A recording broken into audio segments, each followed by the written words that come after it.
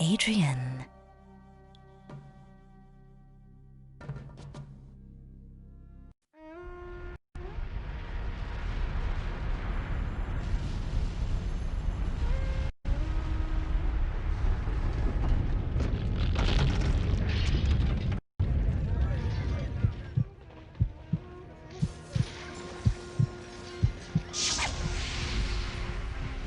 Adrian, Adrian, arise. Sophia faces new danger. Leave this oasis, find the holy city. You can save her, but there is not much time. Arise, Adrian, arise.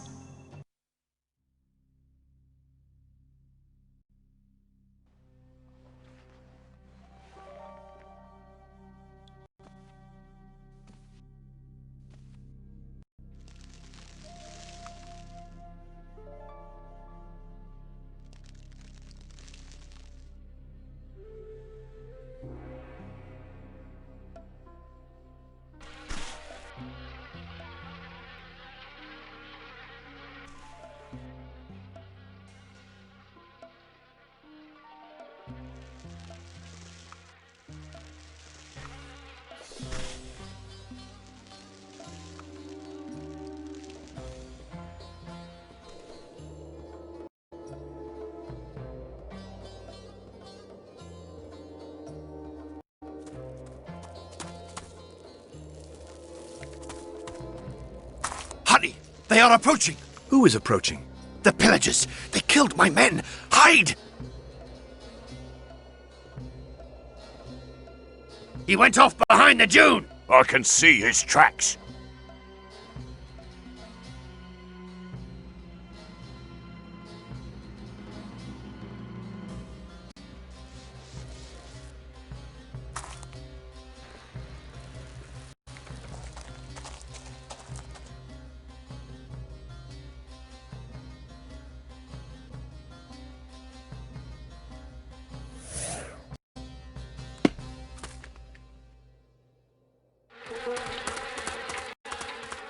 Your God told the bees, "Set up your homes in the mountains, among the trees and rocks.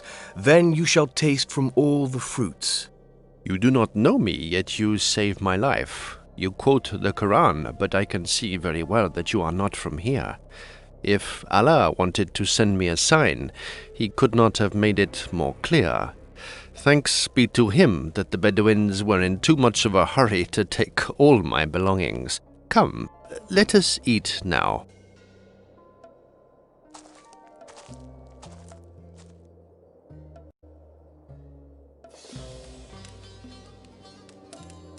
Who are you, friend? I do not even know your name. My name is Adrian, and to be honest, I do not know where or when I was born. You will think me mad. Sometimes men lose more than their way in the desert. This is the year 930 after the Hijrah, Adrian, and this oasis is a day's walk from Jerusalem. But what are you doing here? Are you a Christian pilgrim? Of sorts. You are careful. That is a quality in the desert. And you speak Arabic fairly well for a man from the north. That is an even greater quality. Come, take a little tea, pilgrim. My name is Ozdemir.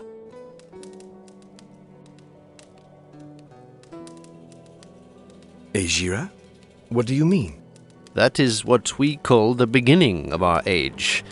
On that day, Mohammed left Mecca, place of his persecution, for Medina, where his followers awaited him. That happened in the month of September 622 of the Christian calendar. For Christians, today is 1,552 years after the birth of their Messiah. Jerusalem. Then that is the holy city. Will you help me get there? I have a debt toward you, Adrian. Although you are an infidel, I shall not forget that I owe you my life.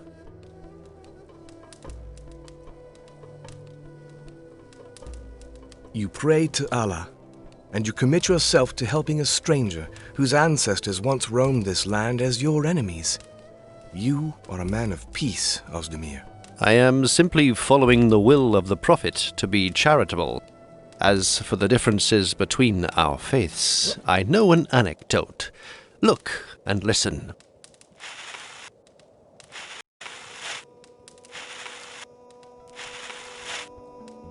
Imagine that around the fire there is a Jew, a Christian, and a Muslim. Our three religions were born in the desert, and so if I take the sand as a page on which to write the history of God and man, everyone will agree. On the right, mark the name of the first prophet.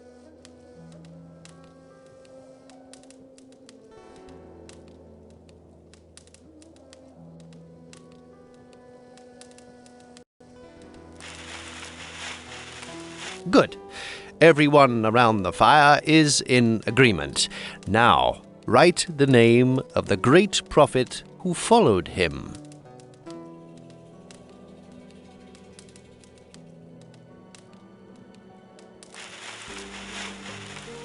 Yes, we call him Musa. Everyone around the fire is in agreement. Musa is a great prophet, but the Jew says it ends there. Musa received the law of God, and nobody knows his will better than him, and he rises and leaves. Only the Christian and the Muslim remain around the fire. Write the name of the man of God who came after Musa.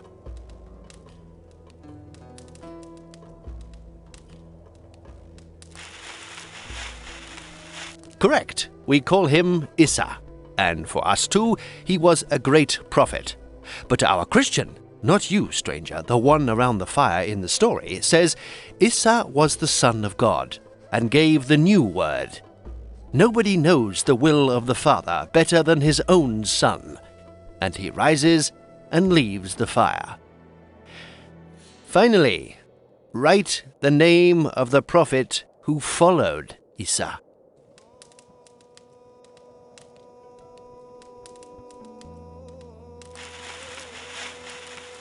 That's it. The Muslim agrees, but he is all alone now by the fire with the page of sand. He says, of course, Musa and Isa were admirable prophets, but Muhammad came afterwards, and Allah gave him the rest of the word. Now, write the names of the holy books under those of the prophets.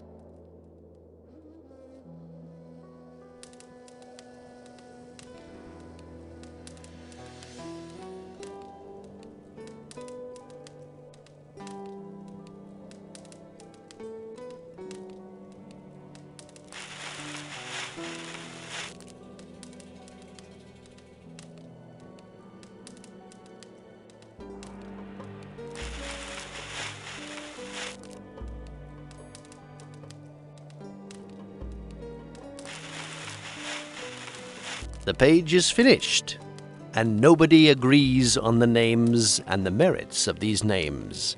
Note how the Muslim is the only one to acknowledge the merits of all three prophets and their words. He is surely the wisest of the three. Why is he the wisest, my friend?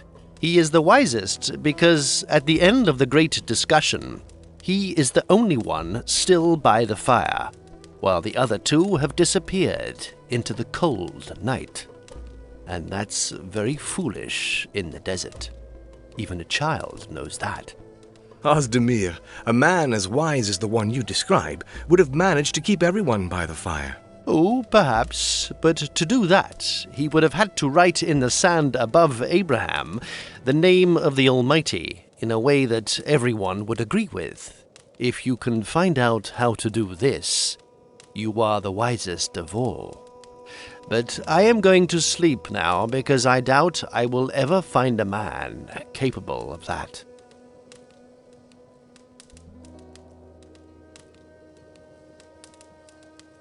Ozdemir, I too have something to show you. Yes, earth, water, sky, all is God. And And fire is the faith that Allah ignites in the heart of man. You are courageous, educated, careful, and wise. You speak Arabic. I have great need for a man like you where I am going. What other languages do you speak? Greek, Latin, Hebrew, and the language of the French allies of your emperor. A translator. Allah has determined that you should cross my path. I have a delicate matter to settle in Jerusalem, and your skills could be of great use to me. Will you stay with me for a few days? I would be honored. And if it is true that there is no danger, Ozdemir, it is possible that by helping you, I shall help myself.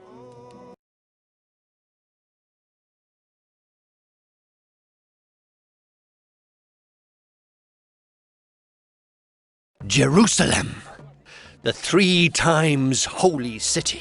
The city of Christ's passion. The city where Mohammed was carried off by a winged mare with a woman's face to join Allah. And for the Jews? The city of their greatest king, David, and the site of Solomon's temple, the sanctuary of the Ark of the Covenant. I wonder what the city will be for me. Maktub, Adrian. It is written.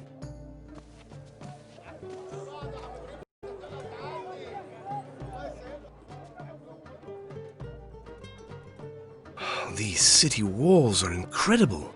Jerusalem is very dear to the heart of Solomon. He ordered many constructions there. Fountains, a new facade for the Cathedral of the Rock, a hospice, and the reconstruction of the city walls. A city such as this is never safe from Bedouin attacks, or even a new crusade. Are they Janissaries guarding the entrance? Yes, they are Christian children brought up in conquered lands and raised as fighting monks. They are the supporters of the empire, but sometimes I worry that their power becomes too great. Come, it is high time we made ourselves known. Guard, I am Chavush to His Highness Solomon.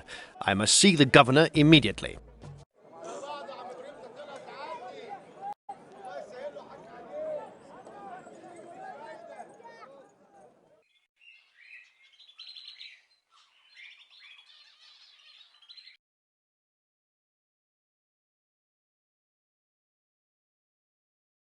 You presented yourself to the Janissary as a Chavuch.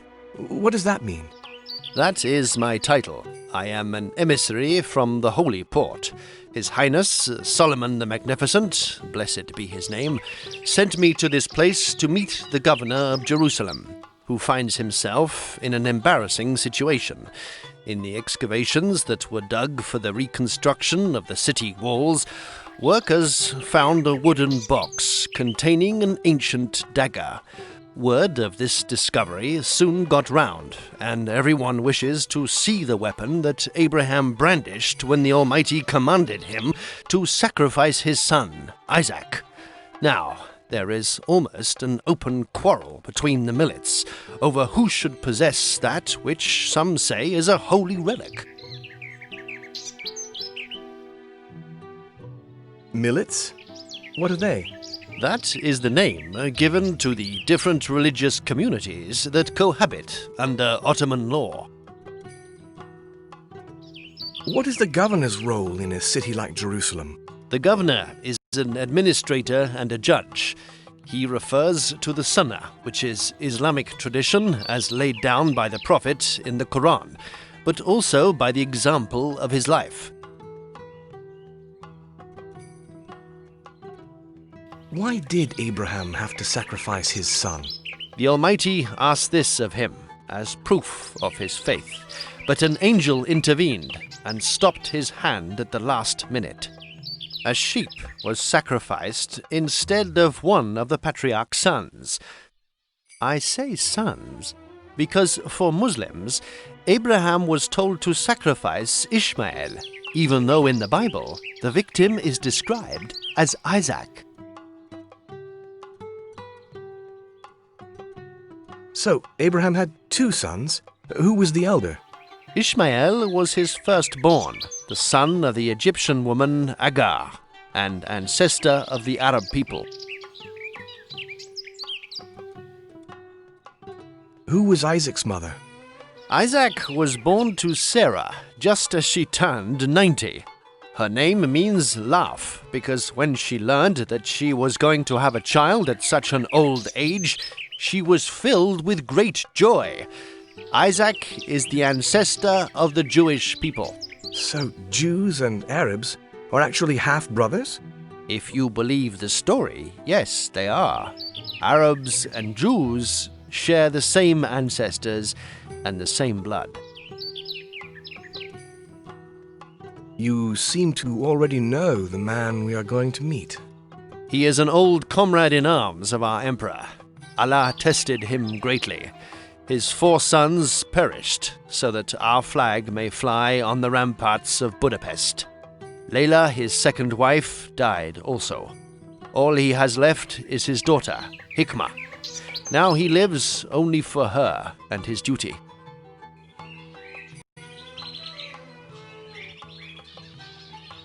Shavuot Ozdemir, I'm so glad to see you again. May Allah's blessing go with you, Ibrahim. This is Adrian, my interpreter.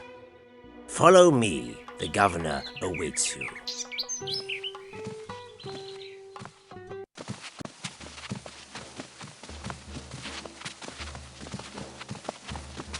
Shavuot, your arrival warms my heart.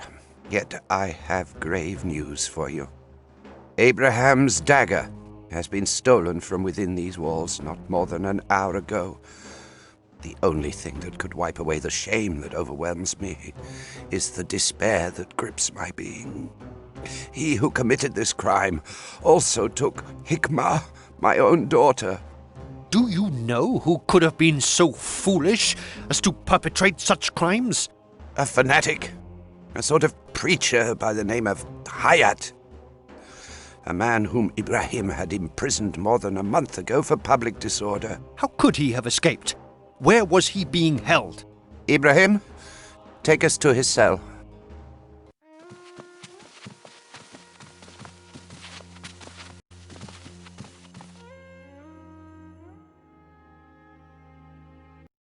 Ibrahim, what does this mean? We left him some color pigments. We thought it would do no harm. Our criminal is an artist, and an educated one at that. See, he speaks at least 3 languages. He is a good map maker too. Did he leave any message? Do we know why he took Hikmah? Ozdemir, if you will allow me, I think that the answer is here on these walls. We just need to read this man's madness. I shall have the cities searched. He shall not escape for long. Find my daughter. Ozdemir, I shall be in the council room. If you discover anything, come and tell me. You should consult the Sufi who is studying in the library. He is a man of great wisdom. If we fail, I shall no longer be worthy of Solomon's trust.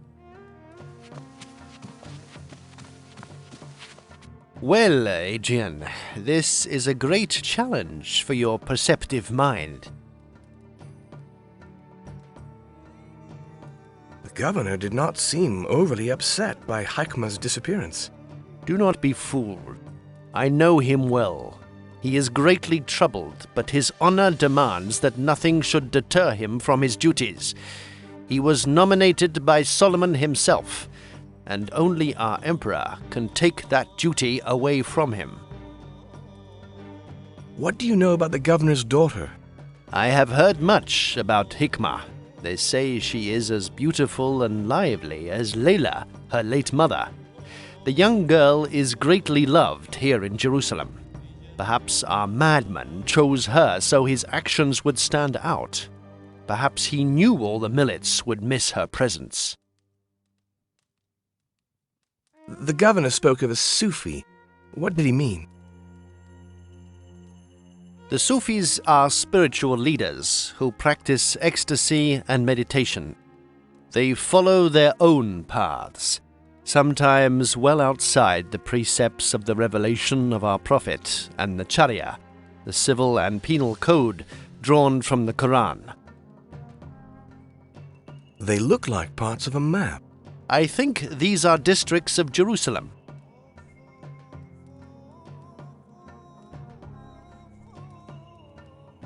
Hayat must have tamed a bird. That he didn't forget to free in turn when he freed himself.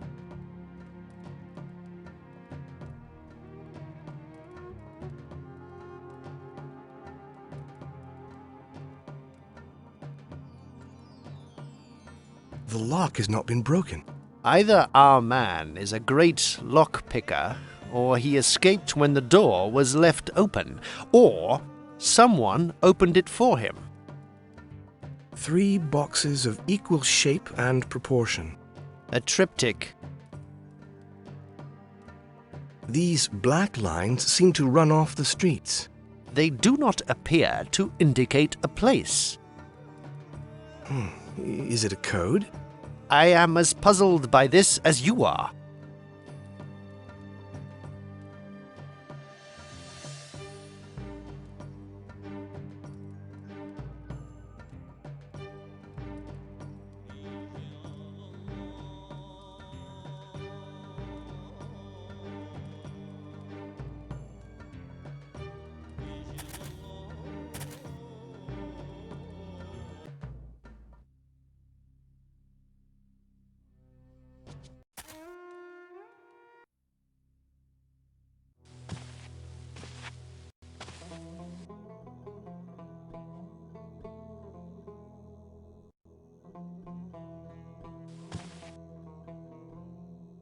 Enter, Dhimmi.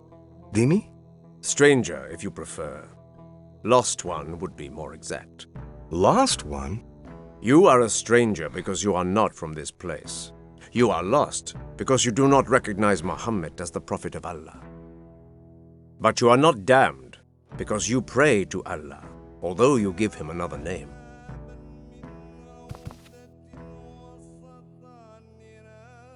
Did you know Hikmah well? Hikmah? Yes. A young girl with as much faith as she has heart.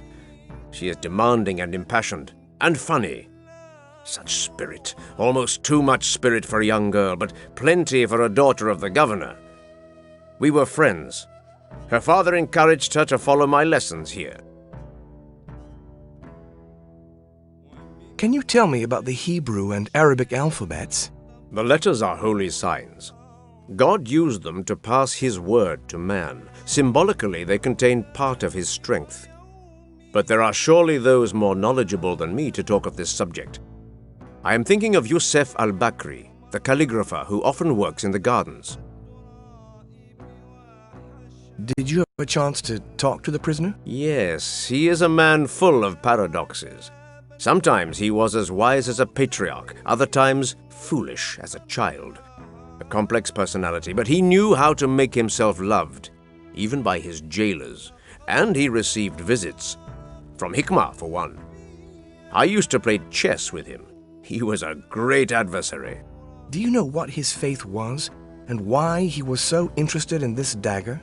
That is a difficult question. He may have been motivated by a single desire to underscore that which unites the 3 religions of the book. How did you play chess?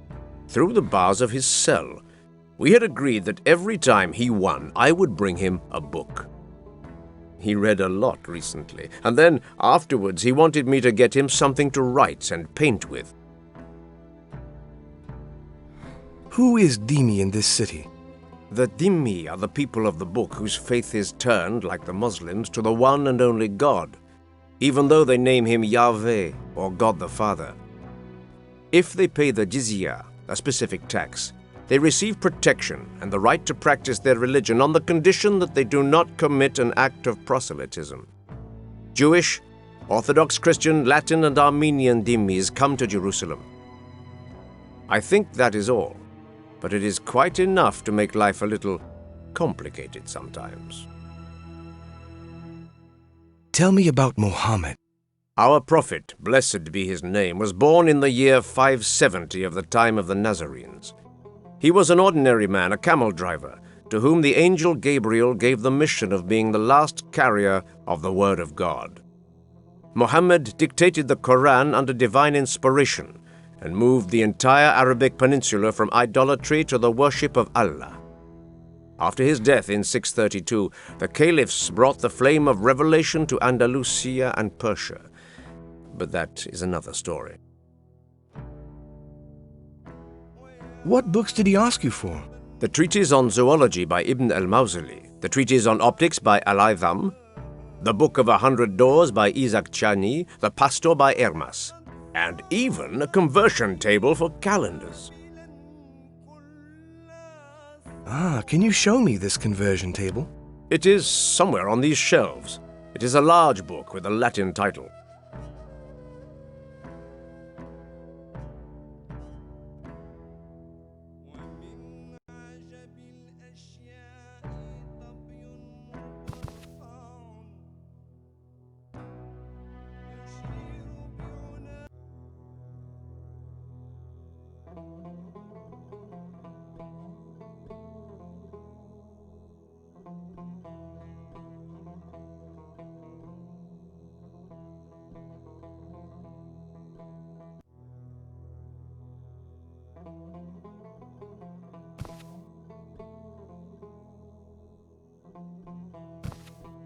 Dhimmi, you seem patient and not too foolish.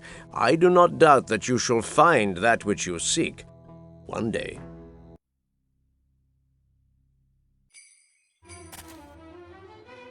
I salute you, Master. You must be the Nazarene translator. I have heard of you. Can I be of any help? Could you tell me about the alphabets used by the Hebrews and Arabs? The letters are energies. They are values and qualities, much more than just simple signs. But that is also true of the alphabet used by you, Rumis. You say that letters are values also? Please, explain that to me. The Hebrews brought this art of association up to a very high point of refinement. They call it the Kabbalah. It quickly became extremely complex, but it is a powerful tool for meditation. The basic practice involves associating each letter with its position in the alphabet. I have a plate here that illustrates how. Let me show you.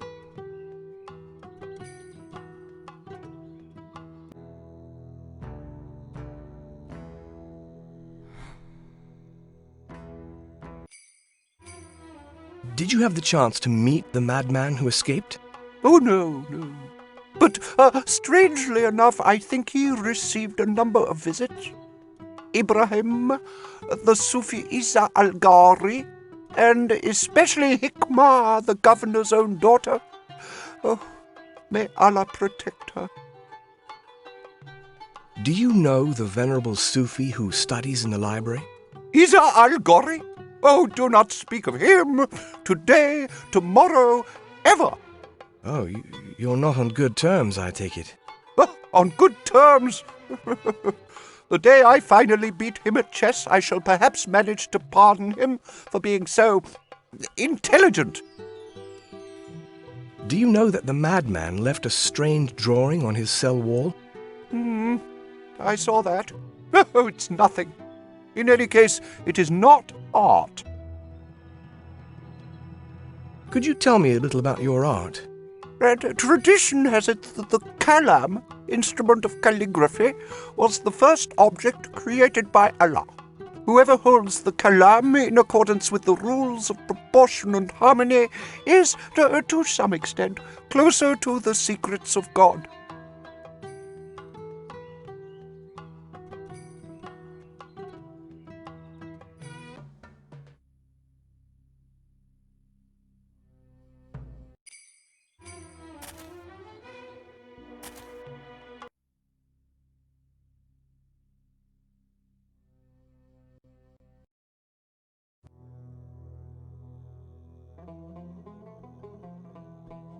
Dhimmi, you seem patient and not too foolish. I do not doubt that you shall find that which you seek one day.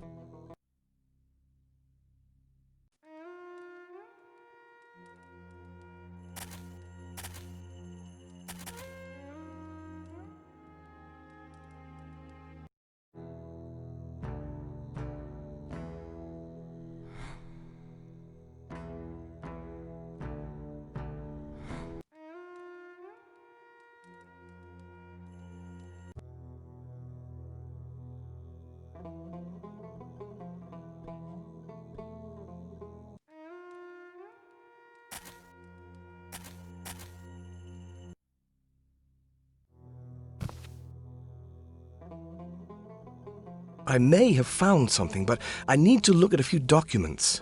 Of course. What books do you want to look at? The Torah? A generic term which stands for the 5 books famed for being written by Moses' very own hand: Genesis, Exodus, Leviticus, Numbers, and Deuteronomy. You must have a more precise idea of what you're looking for.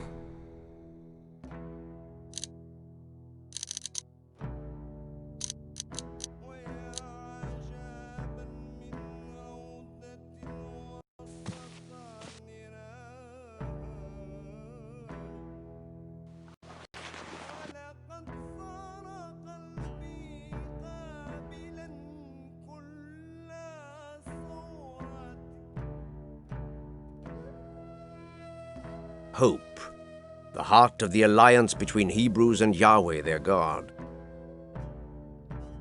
The Gospels. Which one do you talk of? That of St. Matthew, St. Mark, St. Luke, or St. John?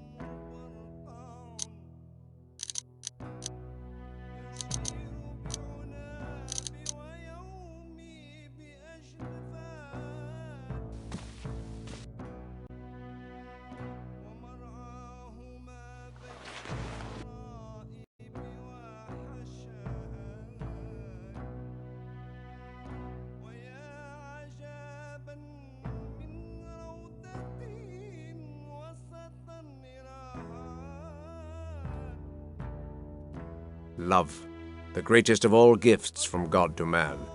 The most difficult and demanding, too. 111 surahs make up the Quran, my friend. Would you like to read one in particular?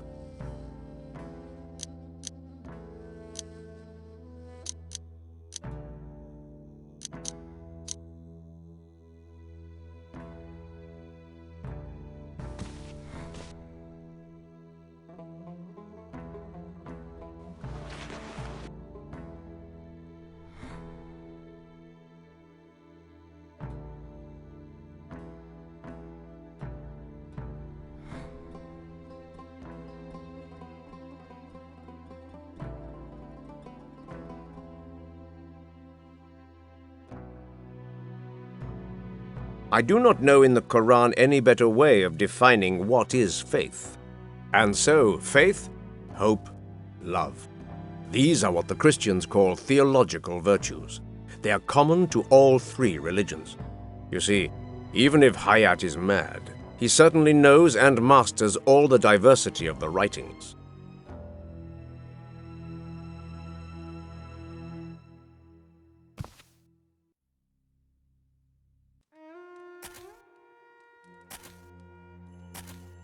That's it. The cartouches stand for 3 words: faith, hope, and love. Ah, yes. We have 3 boxes, 3 maps, and 3 words. I wonder if we have to find a way to place the words on the maps.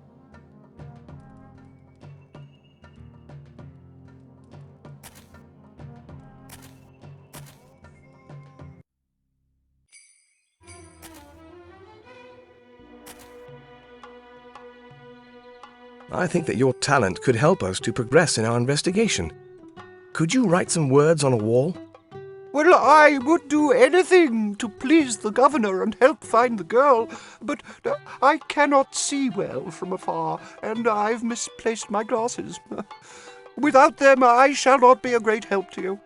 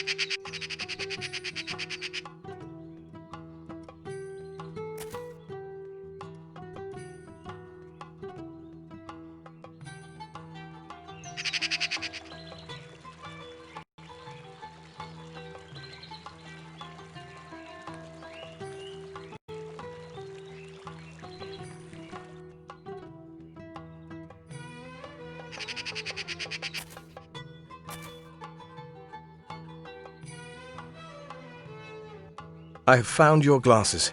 Now we can go to the cell.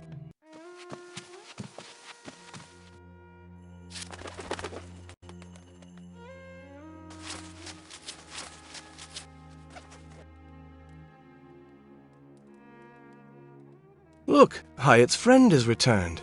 Something is attached to the bird's foot.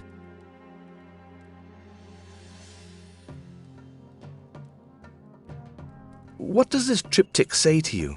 Nothing. These cartouches are in fact references to the 3 holy virtues that are common to all 3 religions. This is the work of a holy man, not a calligrapher. Do you see something in these maps? No! What do you think of these paths? That our man cannot master a steady hand. Do these lines mean anything to you? Well, for me, they could also be dots. Could you paint the words faith, hope, and love in the boxes? Where? The boxes are enormous.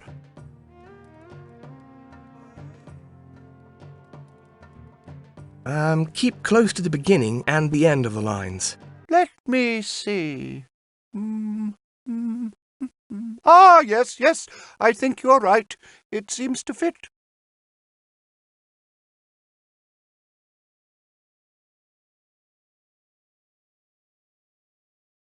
Everything seems logical up to now, but the lines of each word could indicate a dozen different places. You're obviously missing a clue. One element is missing, that is sure, but the solution must be near.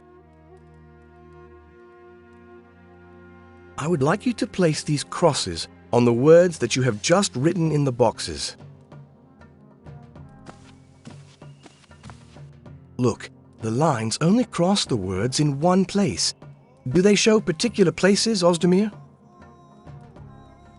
The Tankizia Madrasa, one of the most important Quranic schools in Jerusalem. The Holy Sepulchre, the place where the Son of Mary was placed after his crucifixion.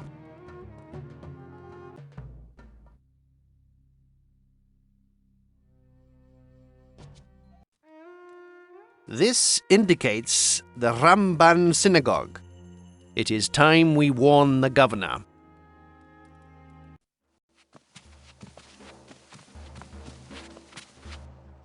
Governor, my secretary has unraveled the puzzle. The madman indicates 3 places in Jerusalem. I fear that we are only at the beginning of what will be a long trail. You seem to be gifted with wisdom, Secretary. I am taking a risk, but I trust you.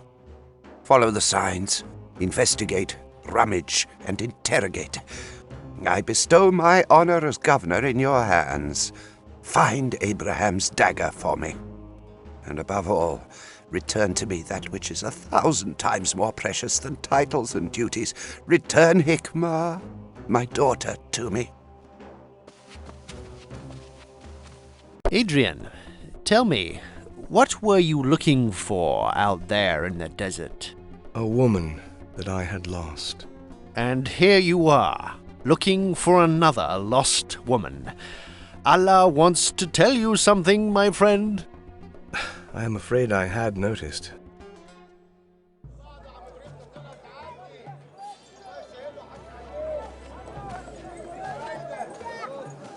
Do not confuse speed with haste.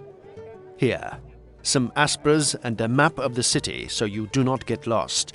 Do not forget to come back as soon as you have understood what Hayat is attempting to do. And above all, be careful. What could possibly happen to me? I am walking in the path of faith. Be doubly careful then, for that is when Shaitan captures his best prey.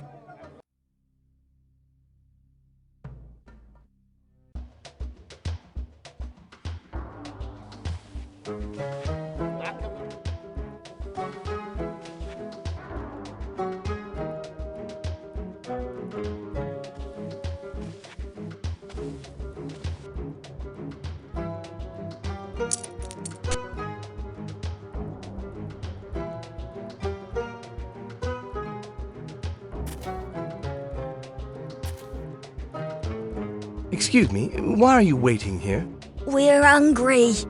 As they are suddenly so generous with a sign marked in the ground, we thought... well... I shall go and see if I can do something. I'm sorry to disturb you, but could you tell me what caused this uproar? The sign appeared at dawn. It would appear that by throwing a coin and making a prayer, a wish can be granted. Who said that? Oh, I do not know, but it cannot do any harm, and the sign is there, is it not? Would it not be more Christian of you to give these coins to the needy? But now we have made our wishes. We're worried that they will never be granted if someone else takes the coins. But, you know, these coins, once night falls, these poor people can just come and collect them. That way everyone will be happy. You are encouraging the poor to steal out of superstition? Oh, enough. Who are you to be so moralistic? A priest? A pope? A monk? Listen, stranger. The Archimandrite Palamede is at the door. If he disapproved, he would stop us. Why are you praying in front of a sign on the ground? They say it is a miracle. Who are they? Look, I can do without a stranger's sarcasm. People have been praying here all morning. Is that not proof enough for you? In the name of charity, will you not give your money to the poor rather than to your selfish desires? If God wanted that, he would have made the word charity appear. But faith is written here, so take back your blasphemous sermons. The Pope doesn't seem shocked, does he? What do you think of what is happening here? I am observing, my son. I am observing and learning. But do you really think the sign comes from God, Father? Wise is he who knows the answer to that. Would this money not better be used to help the needy?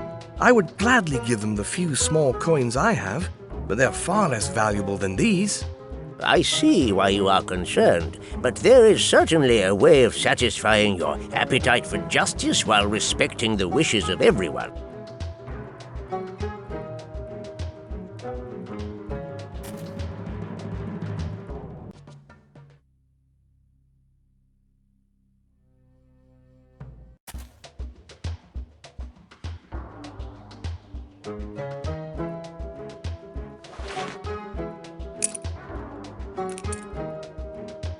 Sacrilege!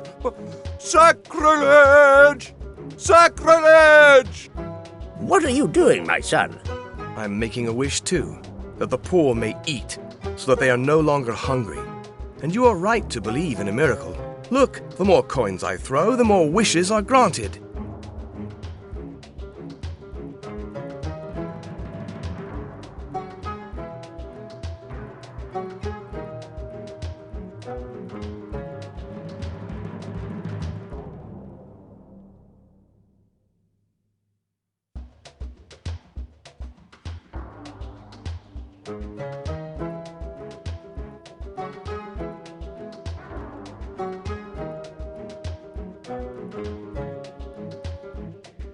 Pope, what should we think of this? Do you know the fable of the rich man and Lazarus? Every day, a rich man had lavish feasts. Lazarus, a poor man, was lying at the door to the rich man's house. When Lazarus died, he was taken away by angels. When the rich man died, he went to hell and looked up and saw Lazarus next to Abraham. The rich man spoke to the patriarch and said, "Father, send Lazarus to warn my brothers so they shall not come to this place of torture." Abraham replied, "They have Moses and the prophets. Let your brothers listen to them." The rich man replied, "If someone were to come back to them from the dead, they would convert."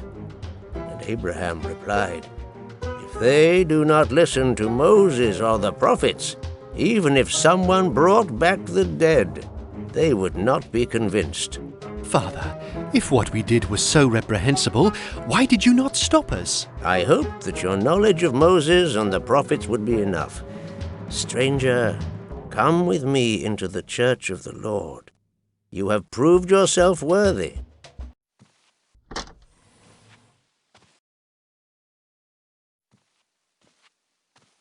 I tell you, son, whether one is a shepherd of souls or of sheep, the most important quality is patience. They did not realize. Jesus said that of his persecutors, and he showed us the lesson of forgiveness. But I know. The shepherd can, from time to time, give his sheep a little kick up the backside. you have both heart and spirit. Could I do you a favor in return? Have you heard of a man named Hayat? Yes, he used to come and see me often. I know he was put in prison. Often, men with culture and idealism have difficulty being accepted. What do you really think of the appearance of this sign? It was obviously drawn by a man's hand. Was that man an instrument of God? That I could not say. I have heard of a fight over a dagger. That dagger has become the subject of a great debate between the Millets and the Ottoman leadership. We Christians claim the dagger can only be kept in the Holy Sepulchre. Do not be offended by what I say, but Abraham is a great prophet for the three religions of the book. True. The Holy Sepulchre is the only religious place where all three can come and admire it. The mosques are close to us and the synagogue is far too small. It is a matter of justice and good sense. How is the Christian community in Jerusalem spread out? We are in the same town where Christ preached and where he knew the Passion. And unfortunately, even here, his faithful have split up into different families. The Franciscans of Latin Rite occupy the monastery on Mount Zion, which is now beyond the city walls. The Armenians, who are Monophysites, have always come on pilgrimages to Jerusalem. Some stay here permanently. They occupy the southwestern district around St. James's Cathedral. Finally, we, the Orthodox Christians, keep this holy place for all. Do you have time to show me the marvels of the Holy Sepulchre? I would be glad to accompany you through the sanctuary.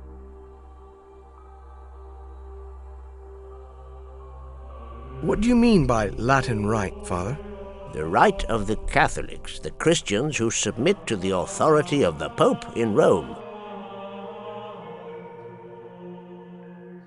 Why is the Orthodox Rite different from the Latin Rite? Your question is both simple and yet complex.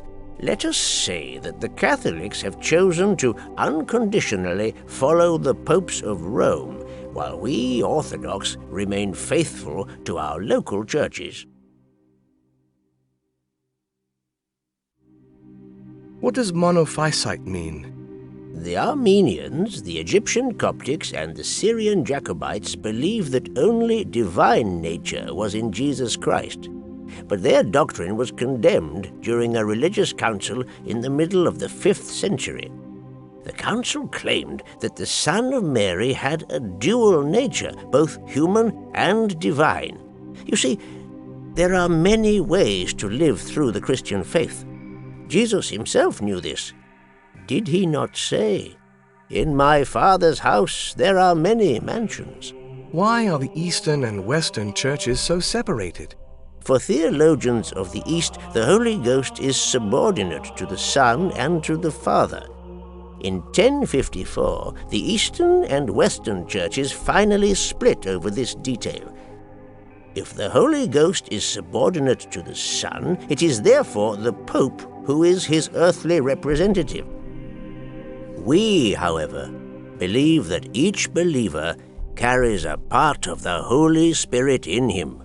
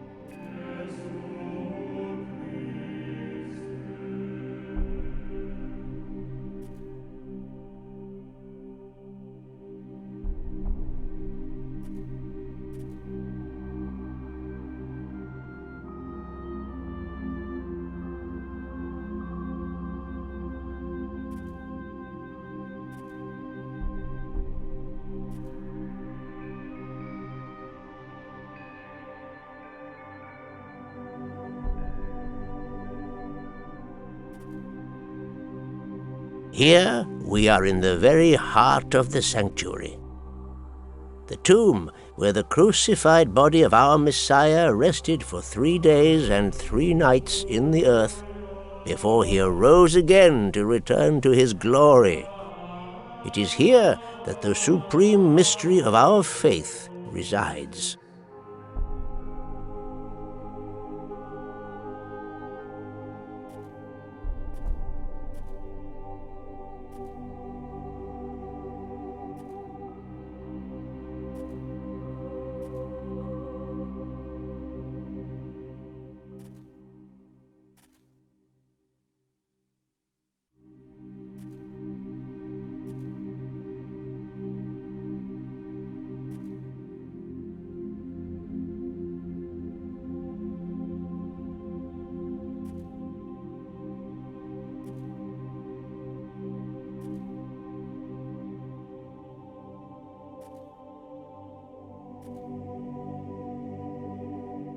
Thank you, Father, and perhaps we shall meet again soon. I pray it shall be so, my son.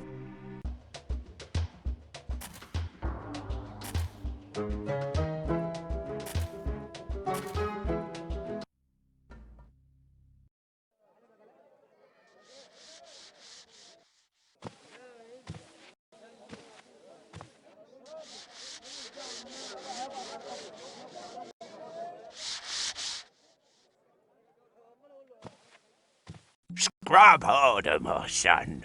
Harder! I'm scrubbing as hard as I can, but it's still there. Or use more soap.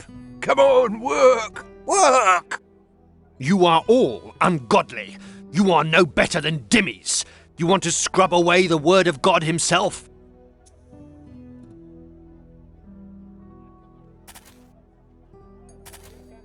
What is happening here? The word faith appeared on the wall of the madrasa this morning, just after sunrise. The imam wants it removed, but this young boy scrubbed and the word's still there. Yusuf thinks it's a miracle, but I think it's the work of this madman who escaped from prison. Why is that boy scrubbing on the wall? The imam asked him to. The word faith was painted on the wall with magic ink. The boy keeps scrubbing, but the mark is still there. It is perhaps a sign from all-powerful Allah.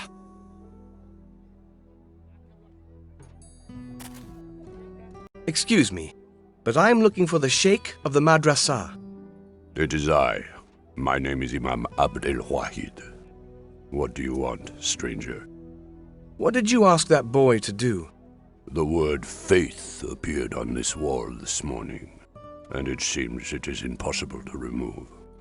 If we do not manage to get it off, word will soon get around that a miracle has happened here. And with all the things that have happened recently, I do not think this is a good moment for adding further troubles to disturb our most sensitive citizens. I do not think this is anything but a man-made attempt. Will you allow me to try and scrub out this word?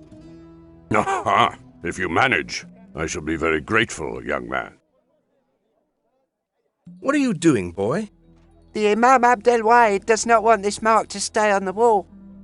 I'm doing what I can, but I cannot take it off. Look, my cloth is wet with paint, though.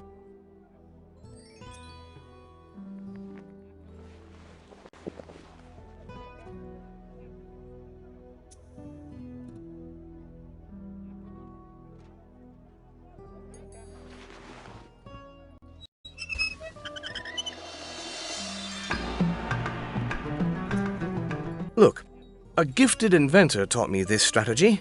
The sun's rays are directed by this system and light up the shape of the word faith, which is painted on a lens and projected onto the wall. That is why we could not scrub it out. You show good practical sense, even wisdom, stranger. I am Imam Abdel Wahid. Excuse me prying, but are you not the translator who arrived with our esteemed Chavuch? I am astonished to be thus recognized. Jerusalem is a small city, and anything concerning the Sublime Gate comes into our conversations. Why did your feet lead you to our institution? The governor has given me the task of finding a dangerous man. The city speaks only of this. May Allah in His divine mercy help me assist you in your search. That Hayat never pleased me. Did you know Hayat? Yes, of course. Well, as much as any Jewish, Christian, or Muslim man of God who has spent the last 2 seasons in Jerusalem. I do believe he visited us all at one time or another. What did he want? He wanted to persuade us to abandon our respective religions for one that would reunite Jews, Christians, and followers of the Prophet Muhammad. He said that the time had come for the sons of Abraham to finally recognize one another as brothers. This man left a message giving 3 places in the city. One was the Madrasa Tankiziyah. What interest would this place have for him? Our madrasa is one of the most important Quranic schools in Jerusalem. It is a place of study and of welcome, activities which concern many people. I know that as a dhimmi I cannot enter any mosque in the empire, but may I enter a madrasa? The Quranic schools are not religious places, even though the holy book is studied there. Follow me.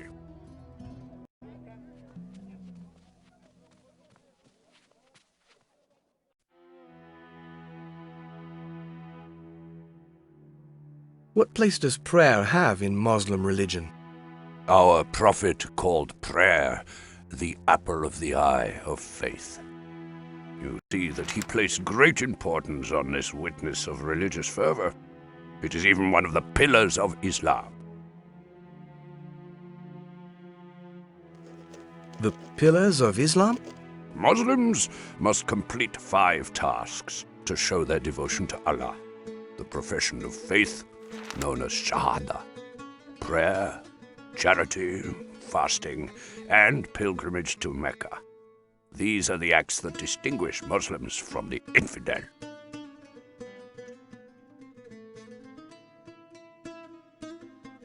What is Shahada? There is no God but God, and Muhammad is his prophet.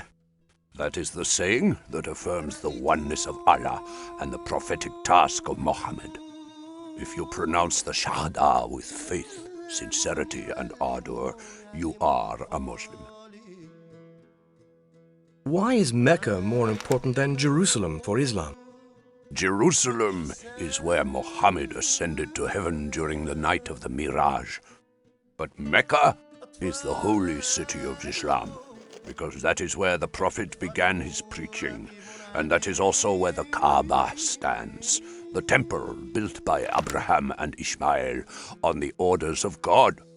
That is why we turn to face that direction when we pray. And that is the city we must travel to at least once in our lifetime for the Hajj, or pilgrimage. Is it not dangerous to join the Hajj today? The roads of the empire are not safe, as the Chavush Ozdemir and I have discovered only recently. Oh, yes. There are Bedouin tribes who oppose imperial law by attacking and ransoming pilgrim caravans. It has always been that way. But having the great privilege of touching the right hand of Allah is worth the risk, do you not think? The right hand of Allah? That is the holy stone of the Temple of Kaaba that holds the celestial pact written by God for man. To begin with, this stone was whiter than snow, but by touching it, the pilgrims have loaded it with their sins, and it has become darker than the night. And now, I must leave you. I must begin my ablutions, so my body is as pure as my soul when I carry out the gestures of prayer. If I can be of any help to you in your search, you may return. I enjoy teaching strangers the beauties of our faith.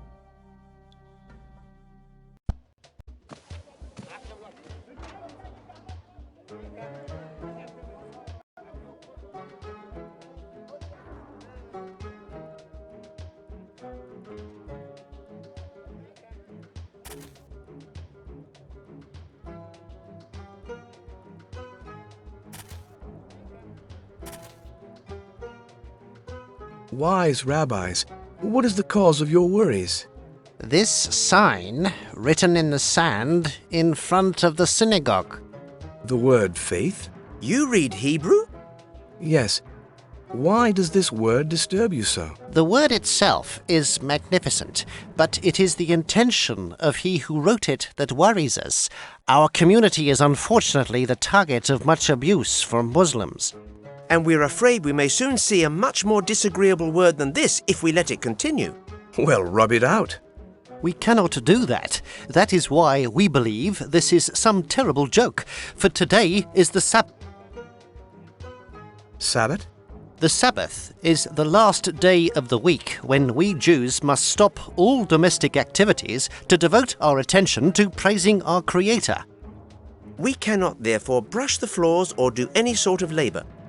I would be glad to do this for you. Thank you, my young friend, but while our customs may seem strange to you, we do not follow laws only to incite non-believers to break them on our behalf. God must brush this earth away with his breath, but it is not good to ask favors of the Almighty for such futile matters.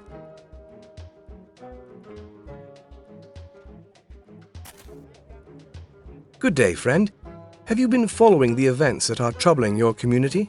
The sign on the ground? If it were up to me, it would have been scrubbed away a long time ago. The Muslims aggravate us so much, we can't let them disturb us on the Sabbath too. Do the Muslims make you suffer so much in Jerusalem? Oh, that's a difficult question. Some see all dhimmis as victims to be attacked as they wish. But the governor is a fair man. He has made several judgments in our favour in matters that have set us against the Muslims. He is also very careful in ensuring that taxation is fair and that the collectors do not exploit us. No, the problem comes mainly from certain cruel and frustrated individuals. What if we got rid of this sign? Do you know how? I can only help you with my advice. The rabbi wants God to blow on the sand to erase the sign. The wind is blowing hard today, but up above the rooftops. And what if we used the wind? You can command the winds, stranger. Could you lend me some arches from your casks? If you want, but... I also need the canvas of your canopy. What are you going to do? I cannot command the winds, but I can perhaps trap them. I don't understand at all, but try. Take whatever you need.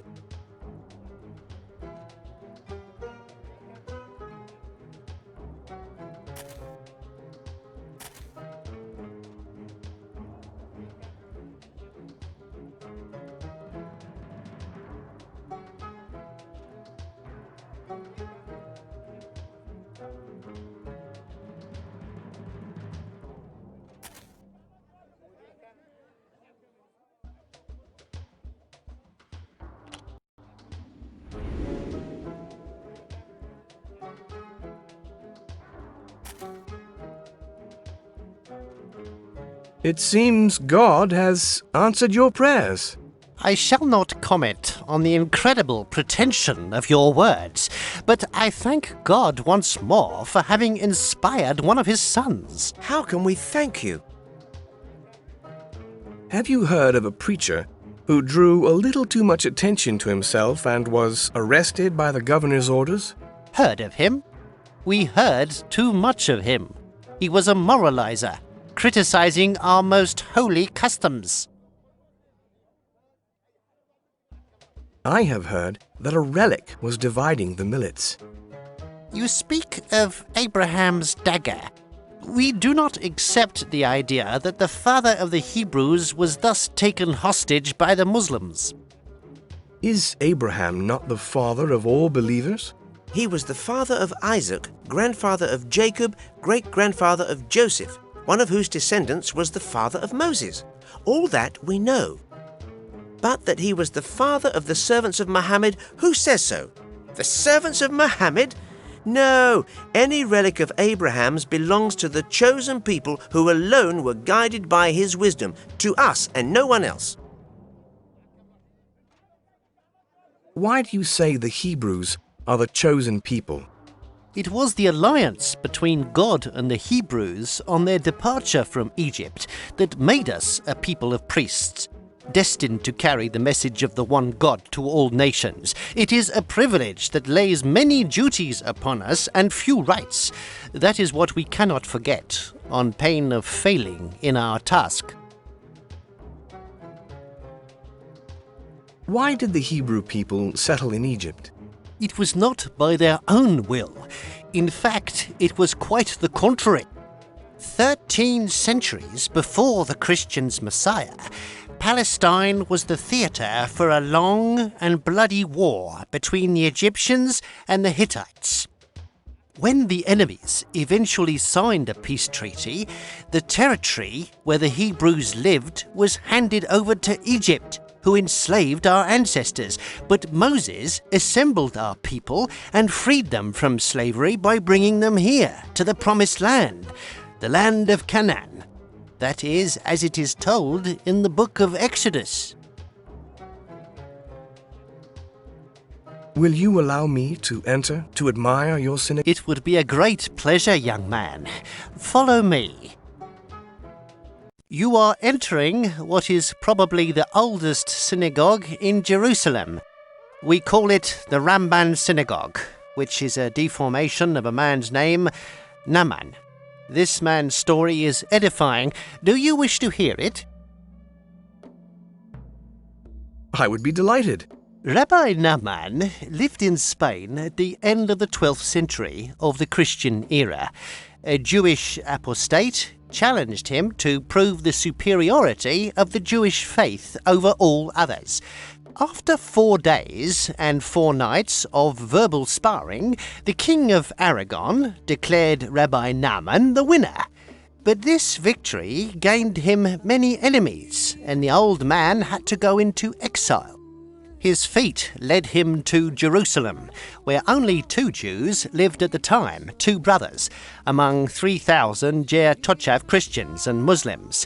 With them he built this synagogue and revived the faith of our forefathers in holy ground.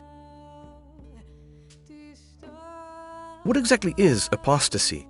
It is when one abandons one faith, my child, either as a result of personal choice or threat, as happened only a few decades ago for our people living in Spain and Portugal, who had to choose between conversion and exile or death. What does Ger Toshav mean? That is what the Jews call the Christians and Muslims as they conform to the 7 laws that the Almighty, blessed be his name, gave to Noah to be passed on to all humanity. But those who do not recognize these precepts, the pagans, we call Akums, which mean adorers of the stars and planets. The synagogue is in fact only an external envelope built to protect the holy arch that we call Haran HaKodesh. It in turn covers the parchment rolls on which the Sefer Torah is written, the law of Moses. Here, my friend, 3 times a week and every holy day, the rabbi holds a public reading of the Torah. This is the platform that we call Bima.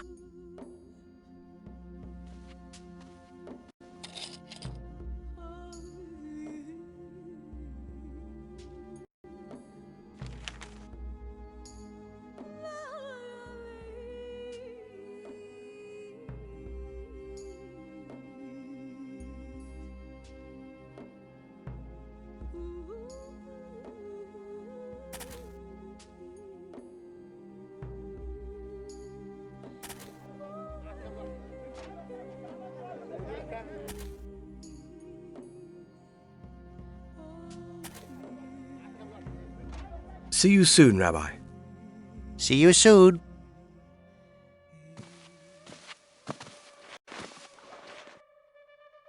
Oh, congratulations. Congratulations for what? I saw how you stood up to those superstitious babblings. Are you following me? Did Ibrahim send you? Oh, nothing can be hidden from a mind as perceptive as yours. Are you here to protect me? Why else? Tell me, what lessons have you learned from your journey today? Well, I have seen the believer confronting his faith, the Almighty, the one God who is love and forgiveness for all his sons. I have heard him revered by 3 names.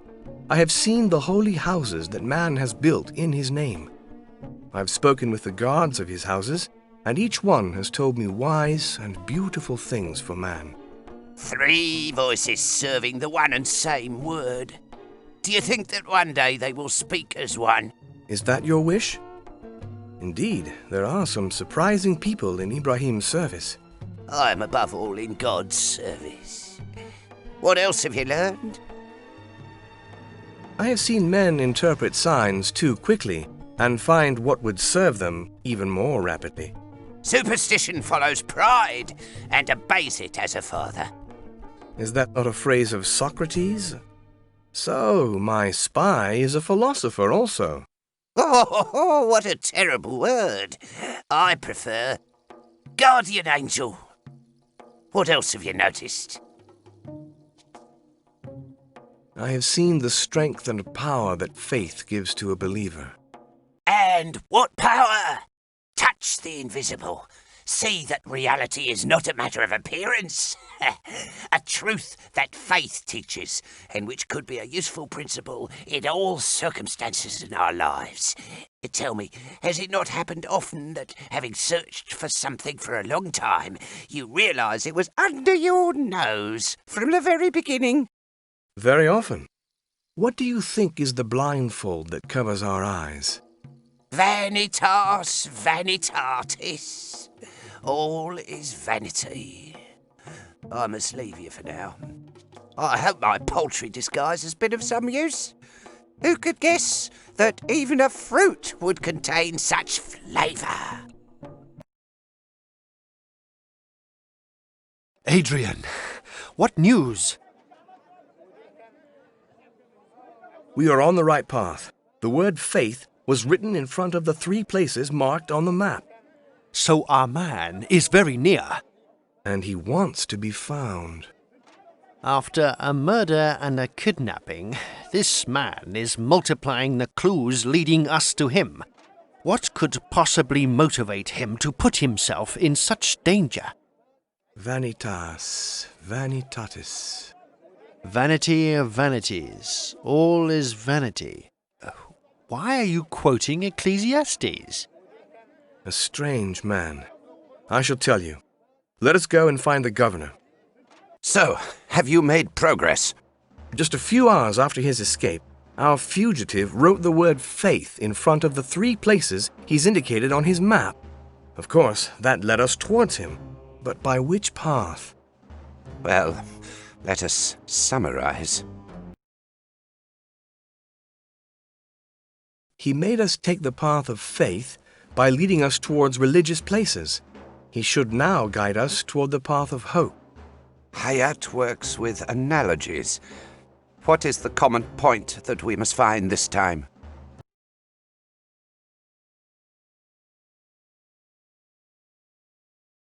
Religious places? They are too different to indicate such a symbol. Prayer. And who could guess that even a fruit would contain such flavour?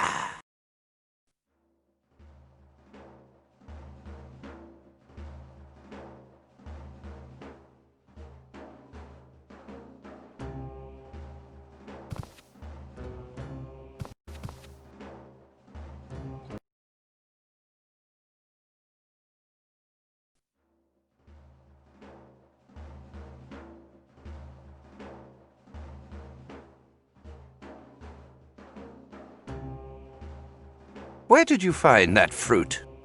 I was given it by the guard your advisor assigned to me. What? I never did such a thing. Ibrahim, I told you to let the secretary act. It seemed that Ibrahim is telling the truth. Then I have been fooled. I have already met the man we are looking for. What does the message say? 3 like the sides of a triangle, with the revealed word in the center and in the corners, the elected of the patriarchs, the Holy Lamb, and the seal of the prophets. This gives me an idea.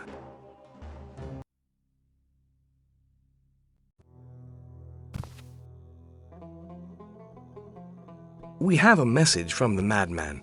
3 like the sides of a triangle, with the revealed word in the center and in the corners, the elected of the patriarchs, the Holy Lamb, and the seal of the prophets. The man is obviously obsessed with the number 3, and he likes speaking in riddles. He referred to the introduction to Ecclesiastes, Vanitas Vanitatis. Vanity? It would seem he has plenty of that himself. We must find out what he wanted to show by that. The Holy Lamb. It is obviously a symbol. What does it mean in our puzzle? That, he tells us, it is one of the elements of the triangulation that reveals the Word. As for explaining the picture, it is simple. John the Baptist was the first to call Christ the Lamb of God. Hayat talked of the elected of the patriarchs. What could that be? What an easy question. Jacob is the elected of the patriarchs according to the beliefs of the Hebrew people. I do not know much about the life of Jacob. He was the grandson of Abraham and the son of Isaac. Jacob had a twin brother, Esau, whose birthright he usurped with the help of his own mother, Rebekah. To escape his brother's rage, Jacob hid at his uncle's house and married his uncle's 2 daughters. He had 12 sons born of them and their servants, and these were the ancestors of the 12 tribes that formed the Jewish people. The seal of the prophets? Do you think Hayat means a person here? I do not think, Dimi. I know. We call Mohammed thus as we believe that he closes the cycle of the revelation. God shall not send another prophet after him, and humanity shall have to wait until the end of time for the veil covering the mysteries of the divine plan to be lifted. What do men of God mean by revealed word exactly? For men, there are only 4 ways of thinking about the world. One is common to the 3 religions of the book, and it states that the universe is the result of a unique, creative will that we call God. God is known to us through his prophets, to whom he reveals all his laws and plans for man, his beloved creature. What about the other ways of thinking about the world? First, the visible universe can be perceived as a pure and simple illusion, and human energy must be entirely devoted to tearing away the veil of appearance that hides the truth. That is what certain wise men in India think. And the third way? Well, man can have enough pride to believe that reality is only the physical universe around us, and that this universe contains no spirituality. Those who believe this are called materialists. Many philosophers from ancient Greece were materialists, such as Xenophon or Parmenid. You mentioned 4 ways of seeing the world. What is the last? Oh, that is the most dangerous of all. The way of the idolaters. It says that there is not a single God, creator of the universe, but that all visible space is inhabited by forces with which men can commune. It is the way of the pagans who used to live in your world and ours. It was the religion of the Arabs before Muhammad came to bring us the word of Allah. We call that time Jahiliyyah, the time of ignorance. But that period is over now.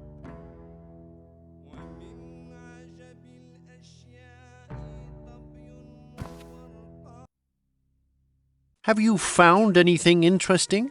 A word to find in a triangle made up of 3 places, marked by Jacob, Jesus, and Mohammed. While waiting for you, I studied the 3 maps he drew. Is the answer not there? A triangle linking the maps. The corners would then be marked by the Cathedral of the Rock twice to commemorate Jacob and Mohammed, and by the Saint Sepulchre once in memory of Jesus.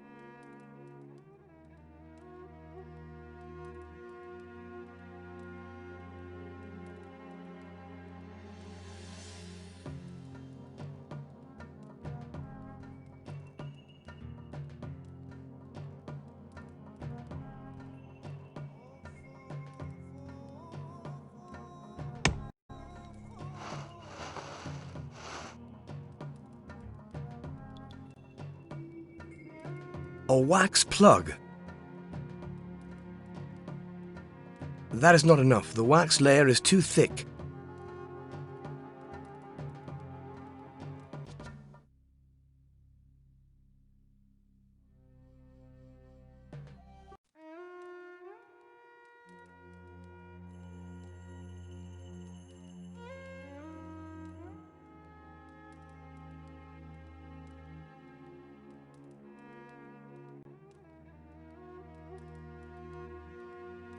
Not too long. Now I can scratch it off.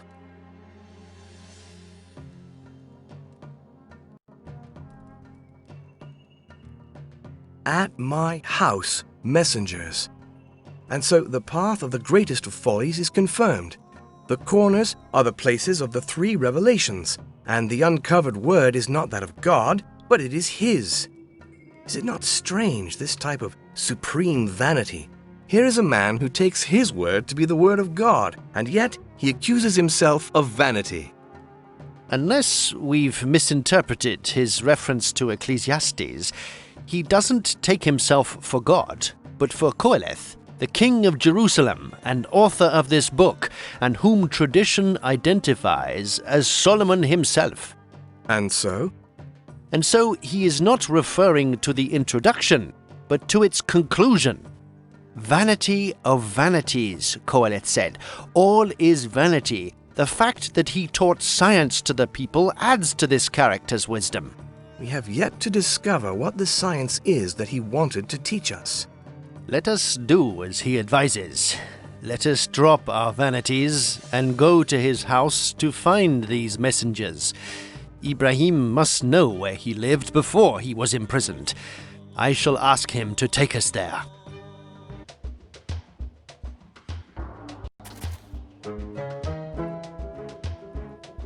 Are you the widow Pichon? What do you think? I told him, the governor's men, God bless him, that I dare not touch his room. I has not touched it, not before or after. So like they said to me, right, I didn't do nothing. Not nothing, I ain't done nothing. Do not fear. We have just come to ask you a few questions. What did you think of him?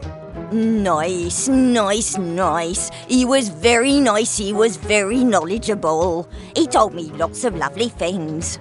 I likes to listen to him, but I tells him that he spoke too much. One day, he didn't come back, and I heard he'd been arrested. I were real sad, because he weren't too clever to mix up all them religious stories, but he was the kindest man he was. Oh, yes, bless him. Did your tenant sometimes have guests? And did he speak to you about messengers? Never had no one, no. And messengers? Messengers of what? Messengers. In Greek, they're called angelos, aren't they? Hayat's messengers were angels.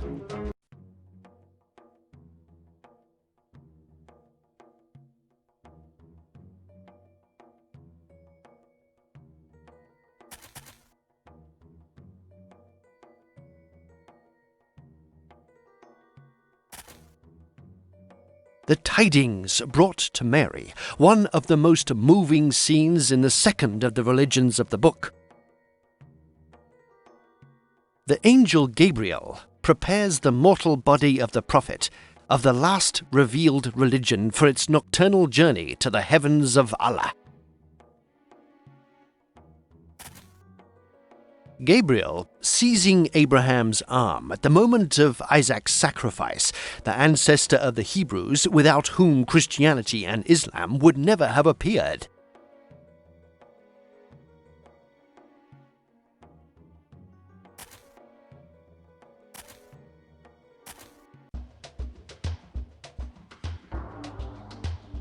Do you know what is in this chest? I see. Think I go through people's things, do you? Well, I don't see. I leave people alone with their bits and bobs.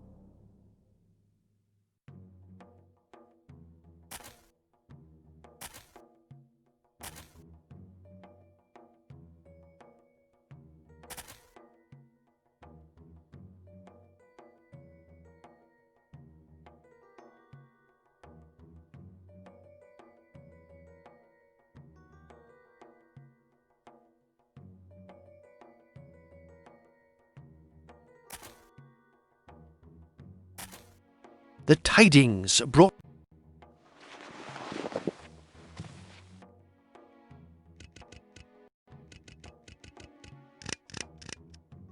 There was a trap behind the first messenger, and there is another one here.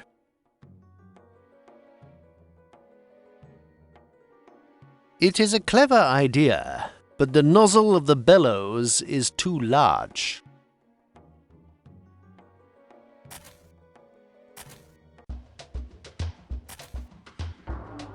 Could you make me a very thin nozzle for these bellows? My last born could do that for you. Wait here.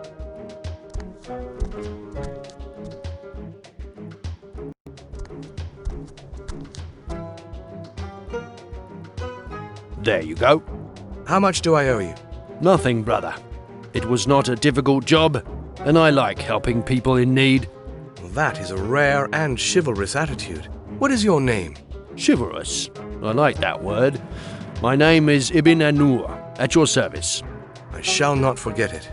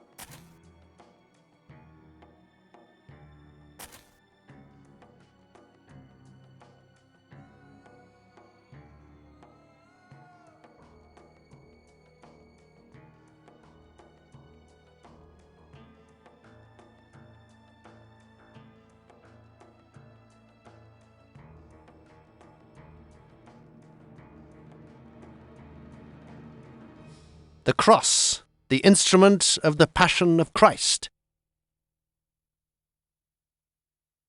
It is a talit, a ritual prayer shawl of the Jewish liturgy, I believe.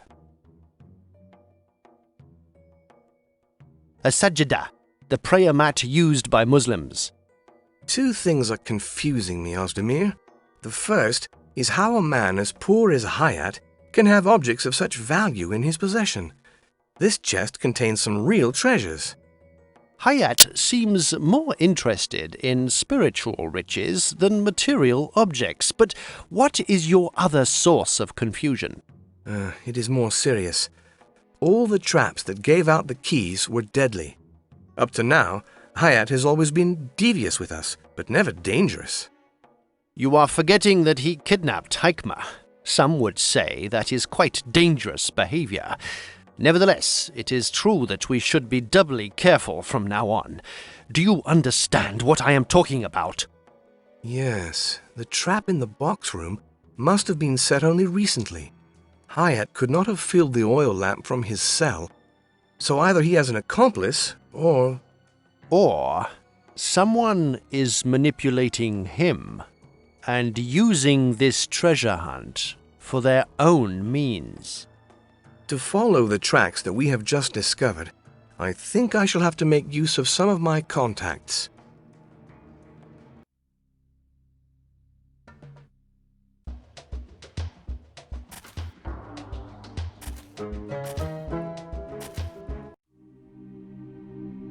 Could you spare a few minutes, Father? I am listening, Adrian. I found this object at Hayat's house. A magnificent crucifix. But I doubt it could help you find Hayat. I do not think it will help me find him, but perhaps it can tell me more about him. You told me that Hayat often came to see you. What about? He was very curious about the history of the church. He already knew a lot about the subject, however, but he always wanted to know more and expressed some strange opinions about it, too. What did he want to know, specifically? What language the Gospels were written in, and when the Christian religion became the only religion of the West.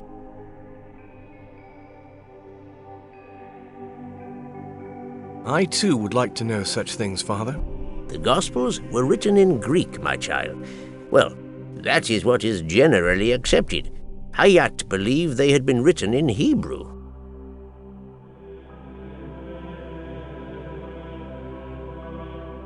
What were the arguments that Hayat defended? He was troubled by the way Constantine imposed the Christian religion on the Roman Empire. According to Hayat, his conversion was not the result of a revelation, but rather made for personal gain. It is true that Constantine had been responsible for some terrible crimes, crimes that even the priests of his ancestors' religion could not absolve. A Christian bishop was supposedly the only one who promised him forgiveness for his sins, on the condition that he made the empire a Christian land. That is what Hayat believes. So the Roman Empire was the first state to officially become Christian? No. The first state to convert to Christianity entirely was Armenia, right at the beginning of the 4th century. Who was Bar Kokhbas? Between 132 and 135 AD, the Jews yet again battled with Rome. Bar Kokhbas was the leader of the rebellion. He took refuge in his fortress at Betar with his men, but was defeated by the Emperor Hadrian. After that final revolt, Jerusalem was forbidden to all Jews and became a pagan city named Aelia Capitolina.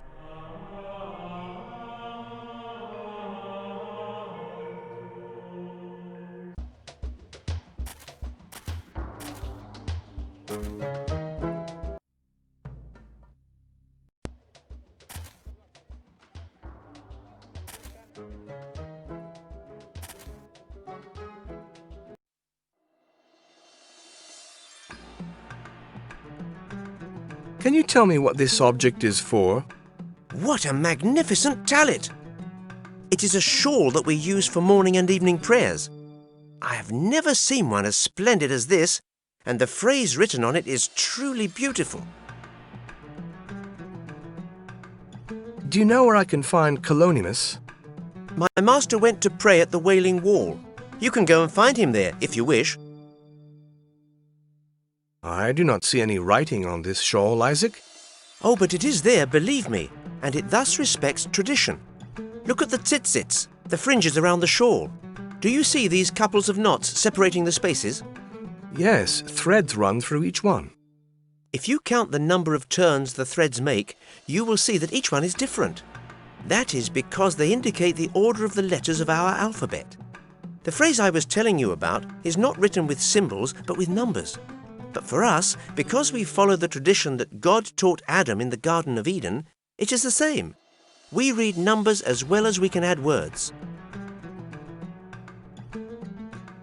Yes, a man in a garden already explained a little of that to me. He even gave me a parchment that shows a few examples. Perhaps I could use it to decipher what is written on the talit. Yes, but it would be easier to just ask me what is written on these tzitzits, as I already know. You are right, so tell me. It is simply an affirmation of the oneness of God. God is one. In numbers, that equals 39. Associating numbers with letters is known as gematry, and it is one of the aspects of the Kabbalah. The Kabbalah? What is that exactly? It is the secret sent to Adam from God while Adam slept for him to name creation. You see, we think that the scriptures, if we make do with their primary meaning, only show one of the numerous realities of the world. By studying and meditating on the holy books, man must open all the other doors and bring out all other meanings. That is what the Kabbalah is for. Seems to me that the Kabbalah was also used for magical operations. It is true that some people use it for superstitious means, but there is a story in the Zohar that shows that the Kabbalah's greatest power is not magical. Listen. Rabbi Simeon and his son met an angel as big as a mountain who told them that he was going to destroy the world because there were not 30 righteous men in the generation of the time. Simeon replied, "The two of us, my son and I, are enough to protect the world, as it is written. Any word, or dabar in Hebrew, shall be established upon the deposition of 2 witnesses. Now, dabar also means world when written. By the word, or dabar, of God, the heavens were made." At this moment, a heavenly voice sounded out, "Happy may you be, Rabbi Simeon. You who have the power to repeal the decrees of the Holy One, blessed may he be." You see, I like that story very much because it shows how knowledge and Kabbalist manipulation of the language avoided the destruction of all humanity. What is the Zohar? It is the Book of Splendors, the most important book of the Kabbalah. Some say it is the work of a single author who died 2.5 centuries ago, the Castilian Moses of Leon. Others believe the Zohar is not an original work, but a collection of sometimes very old Kabbalist works. Wherever truth can be found, the Zohar is considered to be a little like the counterbalance of the Talmud. What do you mean exactly when you speak of Kabbalist manipulation of the language? It is said that in paradise, Adam carried the entire Torah on his face, but none of the letters that made up the text were separated. This gigantic word was the great name of the one God. But once the first man had sinned, the letters were mixed up and separated, one after another. By manipulating the language, the Kabbalists try to rebuild the order of the primordial Torah. When they find a fragment of it, or discover a link between 2 terms that had lost their identity, they can even cancel divine decrees. That is what the story of Rabbi Simeon and his son shows us.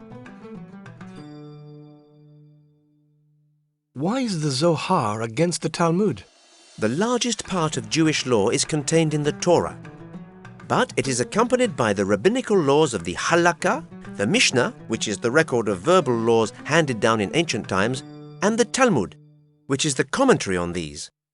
Talmudists were Pharisees who approached the mysticism and interiority of religious feeling with some mistrust. The Zohar shows slightly less rigid and legalist hopes and thoughts than those expressed by the Talmud. That is all a little confused. Perhaps. But you will undoubtedly understand better if I show you a picture to clarify everything. Imagine that Judaism is a mountain. The Talmud is the slope facing the light, where the villagers stand, and the Zohar is the side that remains in the shade and is only visited by those who are not content with the Talmud, those Maimonides calls the lost. But what would the sunny side be without the other side to support it? It would collapse and there would be no mountain. And do you know anyone who likes flat countryside? Who were the Pharisees? They were the ruling class of our people when they returned to captivity in Babylon, until Jerusalem was destroyed by the Romans 70 years after the Christian Messiah. The Pharisees did not have a good position in the Gospels because they fought violently against Jesus, whom they took as an agitator. Excuse my ignorance, but who was the Maimonides? He was a little like your Saint Thomas of Aquinas. He was actually virtually his contemporary. And like Thomas, Maimonides tried to reconcile rationalism born out of Aristotle's philosophy and the mysticism of faith. Why were the Hebrews taken to Babylon? Because of a war of conquest. My people were taken as the spoils of war by King Nebuchadnezzar of Babylon in the year 586 BC of the Christian era. The destruction of the first temple dates back to that time. Half a century later, another king, Cyrus, freed us and allowed us to build the temple and even the walls of Jerusalem. But when you see Kalonimus, he will tell you more of this.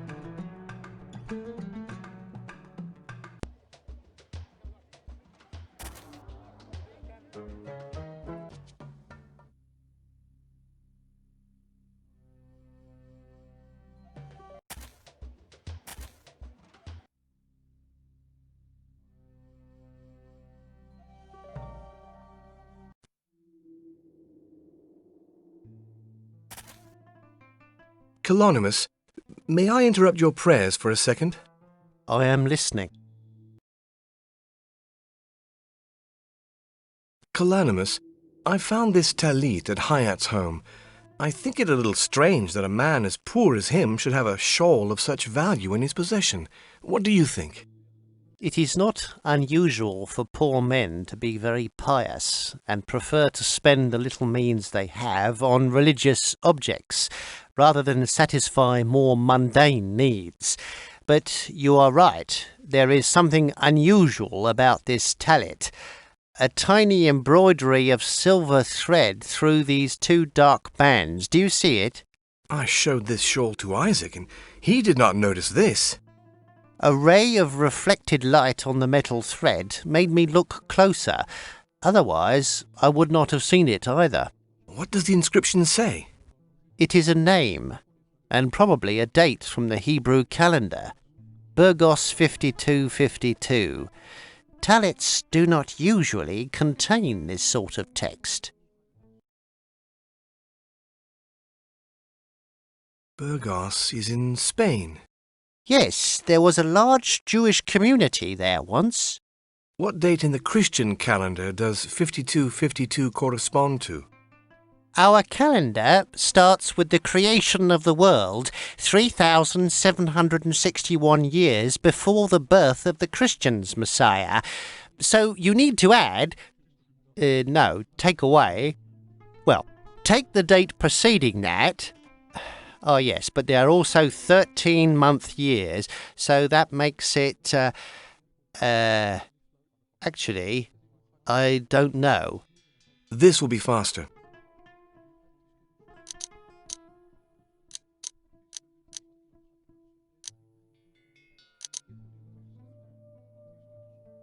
It is the year 1492, when the Jews were expelled from Spain. Whoever carried this talit in Burgos in 1492 must have had a difficult life. It was a time of forced conversion, escape or death. They had no other choice. You met Hayat. How old do you think he is? He is exactly the same age as me, 67.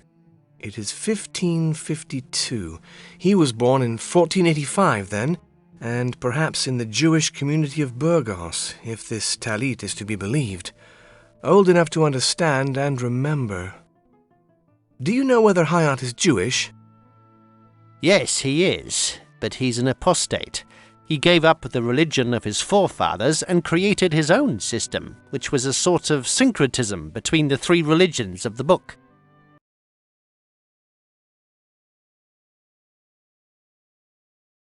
Do you usually come here to pray? Not usually in the way you mean, my child. Let us say that it is above all an act of fervour, hope and remembrance.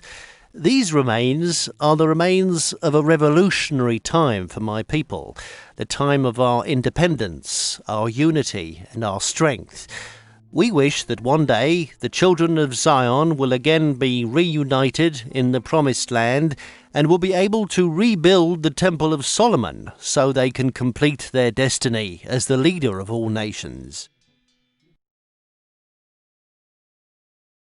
Why do you call this place the Wailing Wall? The Muslims and Christians gave it this name, not the Jews.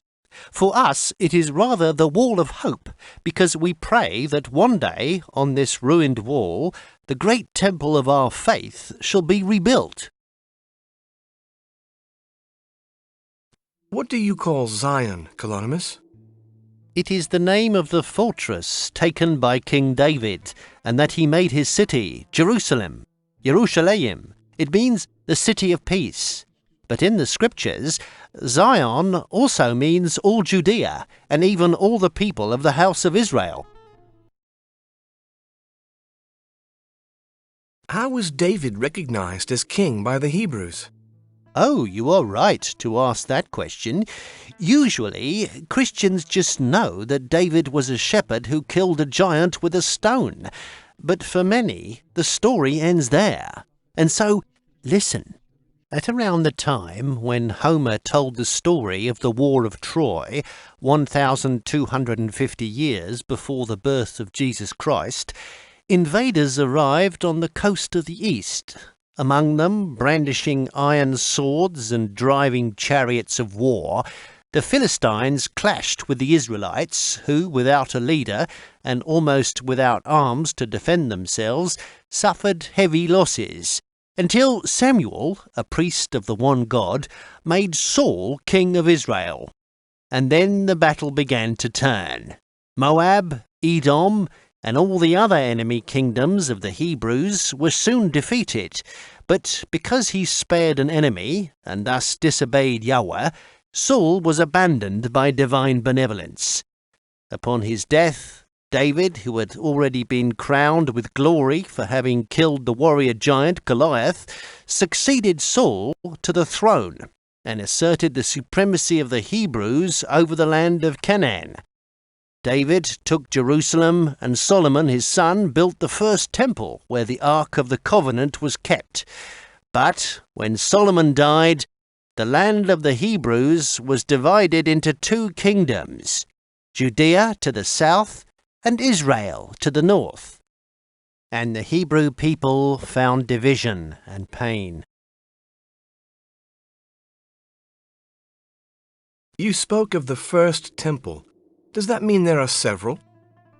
Two, if tradition is to be believed, the first sanctuary was built by Master Hiram of Tyre, an architect who knew great secrets. The temple housed the Ark of the Covenant, a chest in which the tables of the law were kept, but it was destroyed when the city was taken by the king of Babylon, Nebuchadnezzar. That was when the Ark disappeared. The second temple was destroyed by the Romans when they took Jerusalem in 70 of the Christian era. Thank you, Kalonimus. I shall not forget what you have taught me. Memory is the sister of truth, Adrian, as surely as forgetting and lying are their evil opposites.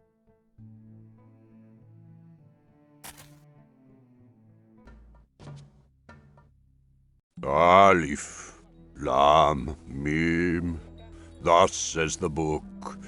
It contains no doubt. It is a guide for those who fear God, those who believe in the mystery, those who fulfill their duties of prayer.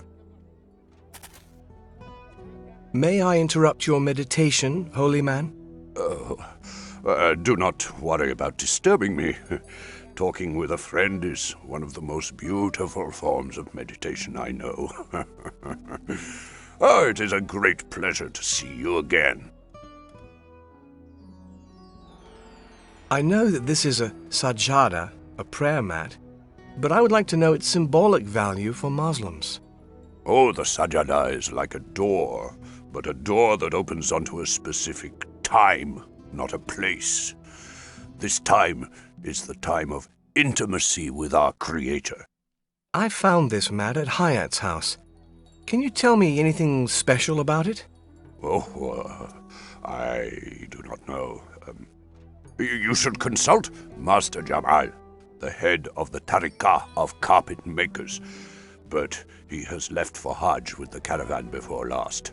He shall not be back for some weeks. You spoke of a tariqah. Is that some sort of brotherhood? Yes, there are tariqahs for all trades in Islam. But they are more than simple groups of craftsmen. To be a member of a tariqah is to follow the path of a true master of skill, as most of their patriarchs are also Sufis. That is why the Empire helps to develop these brotherhoods. I understand that Soliman had a great respect for the Sufis. Is there any special reason for that? Oh, yes. When Selim, the father of Soliman, fought the Mameluke dynasty of Cairo, he rallied the Sufis to his cause. The Sufis were much respected by the people because for a long time they had opposed the Egyptian sultans and their severe and inefficient form of government that was nonetheless supported by Sunni dignitaries. That is how the Sufis became allies of the new political regime. It is an edifying reversal of the situation, no? As the Sufis now have a similar role to the Sunni orthodoxy in the time of the Mamelukes, who opposes the empire? That is a difficult question. Let us say that there is no opposition as such, but sources of popular discontent are sometimes voiced by members of the Futuwah. I do not know what the Futuwah are. They are a kind of brotherhood of young people with very strict codes of honor. Chivalrous, almost. They can be found in all the large cities of the empire. What are the sources of popular discontent you talk about? Oh, well, since the Europeans found shipping routes to go and find spices and silk from India themselves, our cities no longer have the same importance for trade. They're beginning to lose their wealth. But the state does not understand this and continues to ask for more tax. And so young people in the Futuwas are agitated as they are very sensitive to questions of social justice. Do you think Hayat was in contact with members of the Futuwah? It is more than likely. Hayat saw many people, and these groups are in the middle of the people. They're not difficult to find. I think I may even have met someone who could be one of them. Thank you for sharing a little of your knowledge with me, holy man. It will be of great use to me. Our knowledge is like a flame that passes from torch to torch, Adrian. Those who give it do not lose it.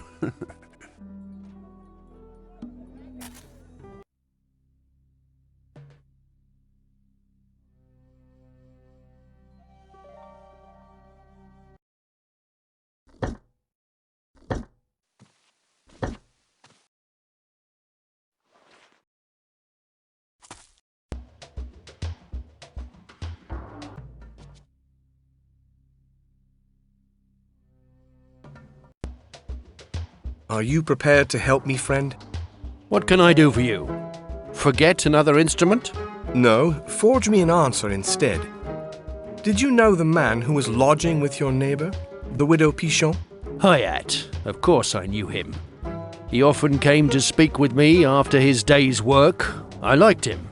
I learned what he did. It surprised me. Are you sure he is the one who kidnapped the governor's daughter? It would seem so, yes. But you say he worked? He was a preacher. That was his job. He walked the streets of Jerusalem preaching of love. It did not harm anyone, but the authorities preferred to lock him up. I wanted to go and visit him in prison, but one of the Chamberlain's men told me he had been hidden away. I found that a little strange, but did not insist. Did Hayat tell you about his life? Yes, a little. I know he was born in the Jewish community of Burgos before his fellow Jews were expelled. His family sought refuge in Portugal. Then he was sold like a slave to Muslims and bought by Christians. He certainly had an adventurous life. And one that brought him into close contact with men of all religions, for better or for worse.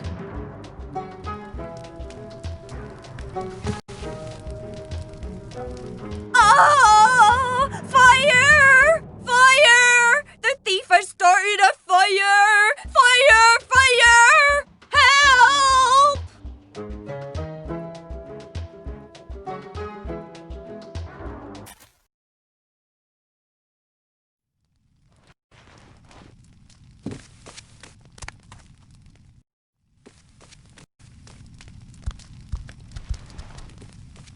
This dwelling certainly attracts covetousness. It was nothing, just a few flames to put out. I'm used to dealing with fire, nothing to fear. He were a sprightly one, that man, a force of nature. Oh, he stopped the fire all on his own, so he did. I found this among the ashes. I do not know if it is of any importance.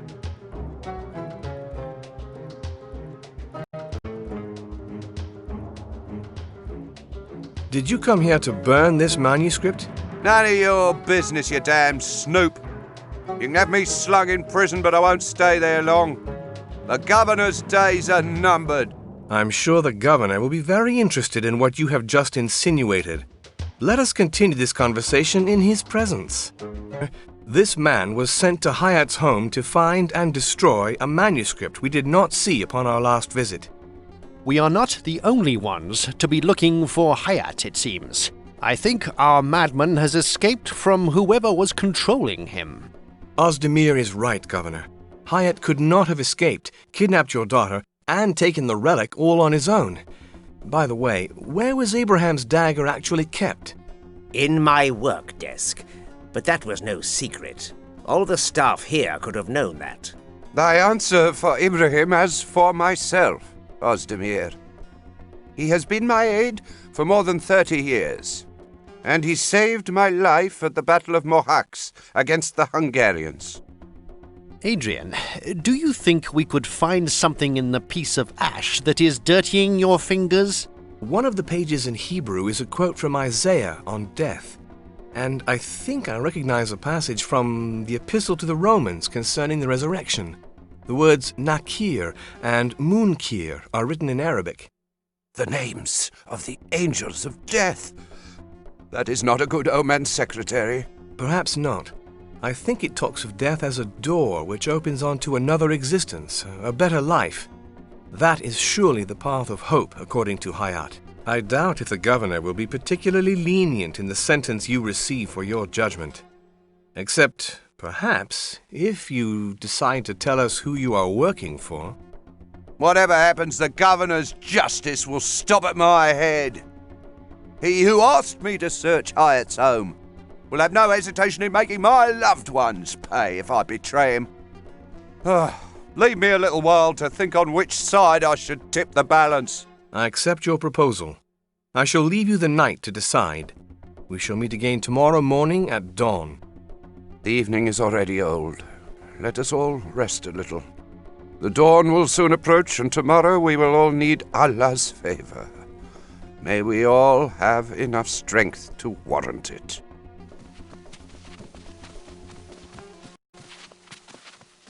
Adrian, Either you are a fool, or I have an idea in the back of my mind.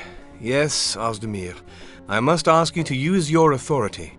to discreetly watch the Firestarter's cell. That can be arranged. And what will you do during that time? Pay a nocturnal visit to one of our friends. I see, but I do not want to know. Well, not yet. Until tomorrow, Adrian, and may night be your accomplice. The night is my accomplice, and the day my traitor. Is that not what the poet Al-Jahiz wrote? You are as well read as a scribe, and you sometimes ask questions as naive as an infant's, Adrian. I think Hayat and you had quite a lot in common. I am beginning to understand him. I'm convinced we will find Haikma safe and sound tomorrow. If nothing terrible happens to you beforehand.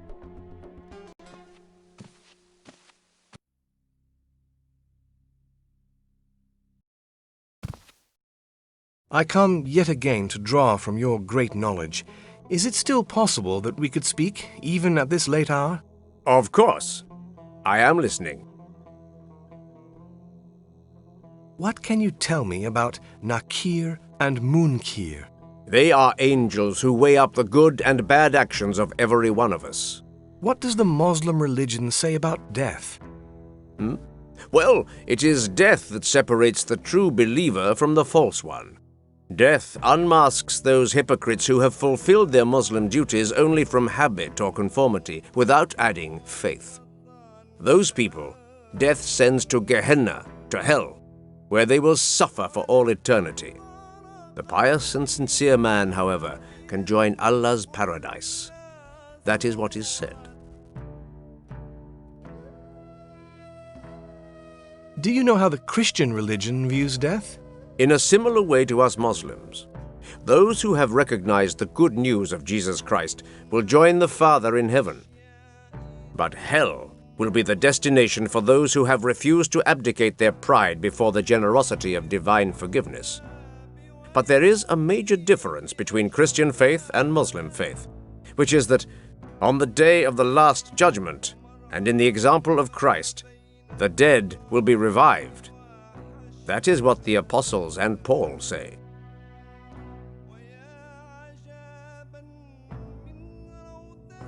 Do you know if the Jewish religion believes in the survival of the soul? Oh, with the Hebrews it is more complicated. For a long time they have maintained that the human soul survives until death, but goes to reside in the Sheol, a sort of valley of shadows and sadness, where it cannot even praise God. Later, in the time when Christ was said to live, the Jews, then known as Sadducees, did not believe in resurrection of the dead, while the Pharisees did believe. Today, I think they, like us, believe in survival of the soul, but not resurrection of the dead.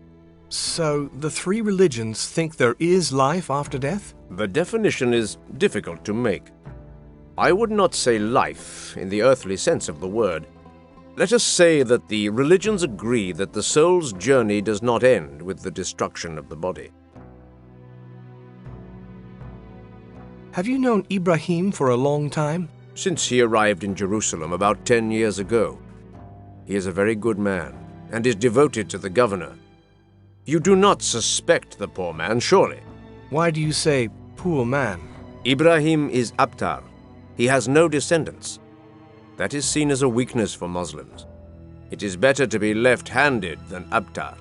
So, Ibrahim has never married? Ibrahim had many wives and even more concubines, but none ever gave him children. I believe that is why the governor did not want to marry him to Hikmah. The chamberlain wanted to marry Haikma?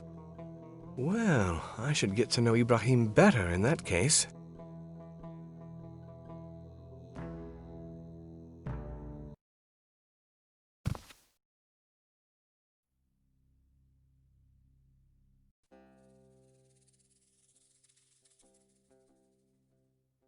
Are you on guard all night?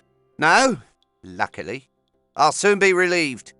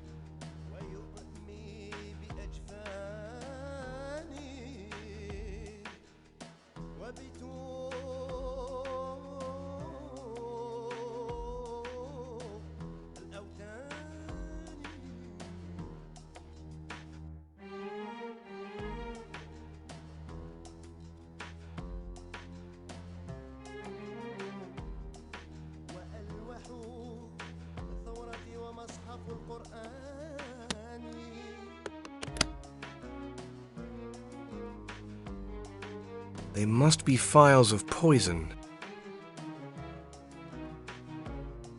O Ibrahim, first of my disciples, when you find this letter, your men will have finally freed me from this unsavoury jail, where I was left to rot, and our plan will have begun. I am making a last-minute change. I think that the place we decided upon as a hiding place for the governor's daughter and me is not safe enough. I am changing it, therefore. I shall not tell you where it is, as I have not made a final decision myself. When the time comes, I shall tell those who shall follow the trail I have led where it is. Whatever happens, it will be in a holy and forbidden place, a sort of sanctuary, a place that is worthy of the grand finale that I have prepared. Thank you for your help, disciple, and rest assured that you shall have a good place in the book that the scribes of all nations shall extract from my work. 22nd of Nisan, 956. My friend, I know what pain I must have inflicted by refusing the hand of Hikmah, my beloved daughter, to you. It hurts both of us, too, as I do not know a more noble suitor than you. For you to be a member of my family would have been only right after all these years passed so faithfully in supporting me with your advice and seeing me through the cruel tests that I have met, the death of my sons and of my sweet and beautiful Layla. However, Allah has not yet rewarded you with descendants. Hikmah is now my only child and my only hope of perpetuating my family lineage. You will understand if I reserve her for a man I am sure will make me a grandfather. May the thought of my eternal friendship allow you to continue to strive for our common good, which I trust is what you hold most dear.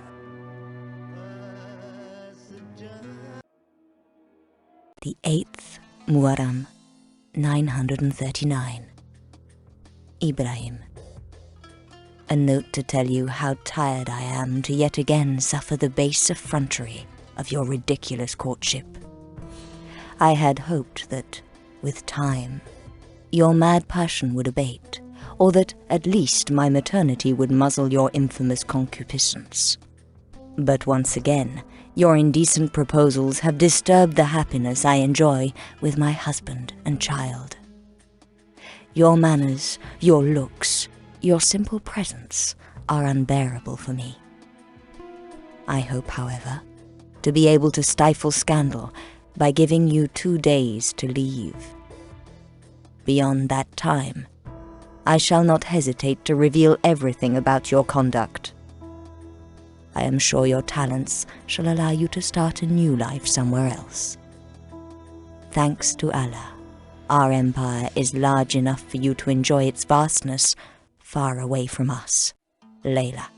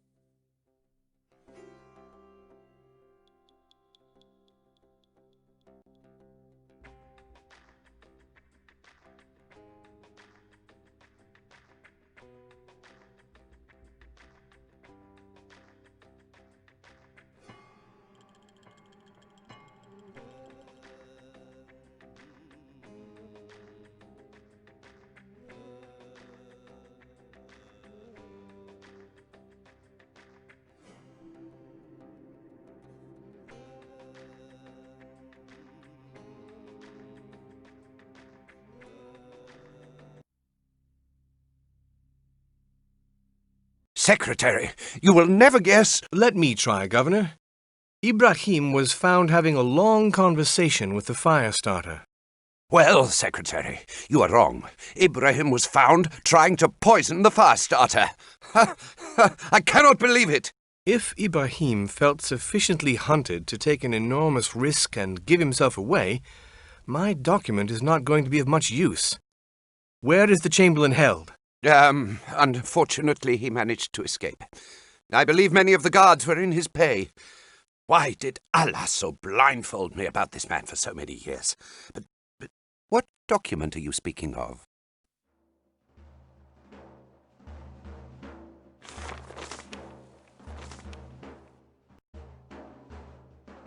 If we needed any more proof of Ibrahim's guilt, I think we now have it. But why? Why? These men, why did they take my daughter away? Ozdemir, Hayat's letter mentions a holy and forbidden place, a sanctuary, a spectacular place. A holy and spectacular place, that is all there is in Jerusalem. I think that Isa al-Ghauri must be awakened. Go and ask him the question, Adrian. He has already given you good advice. Perhaps he has an idea.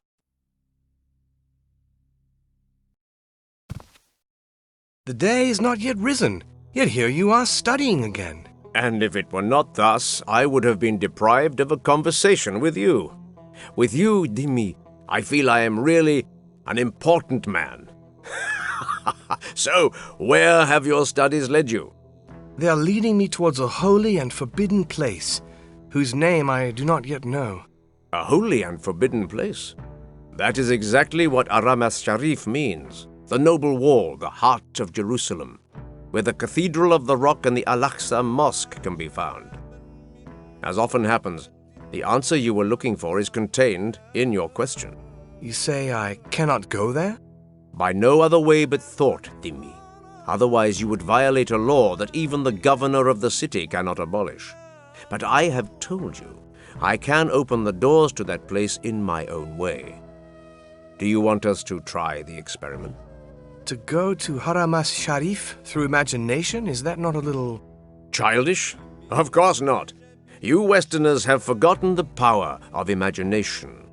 If it is well guided, the imagination can be a very powerful instrument of knowledge. It can introduce us to other realities than the ones in which we daily dwell. Close your eyes.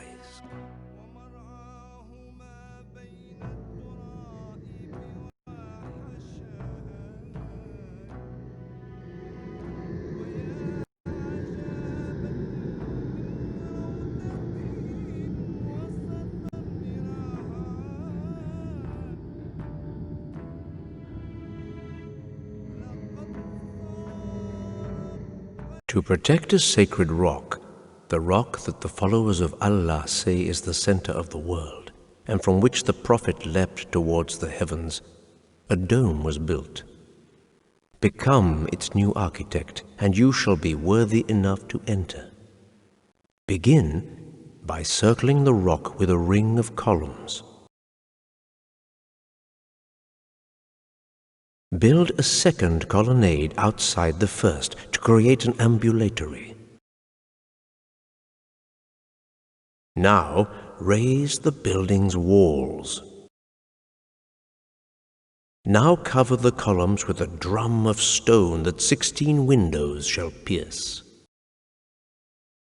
Finally, place the double cupola on the building so that you can admire the work you have just recreated in all its splendor.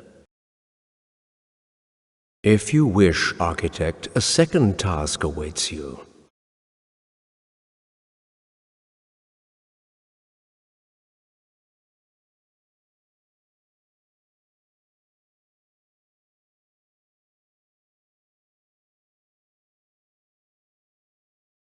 Release your hand, architect.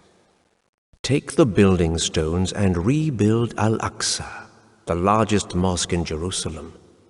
First, draw the central nave, then surround it with 2 rows of columns. Extend the nave with 2 bays.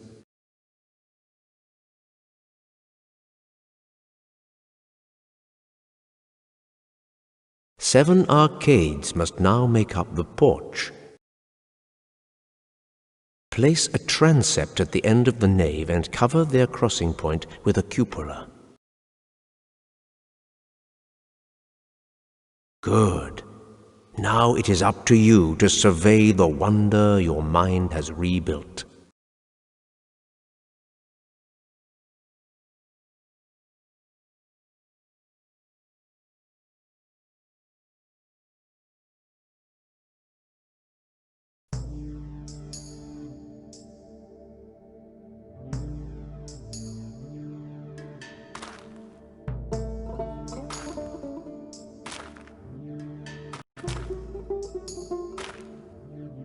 The Fatimids from Egypt, the Crusaders and the Ayyubids dynasty, all worked to bring such majesty to this place. A mosque for Muslims, a palace for the Franks, this sanctuary is known by Islam as Al-Aqsa, the Far One, as they say it was the most northerly point ever reached by Muhammad, the Prophet of Allah.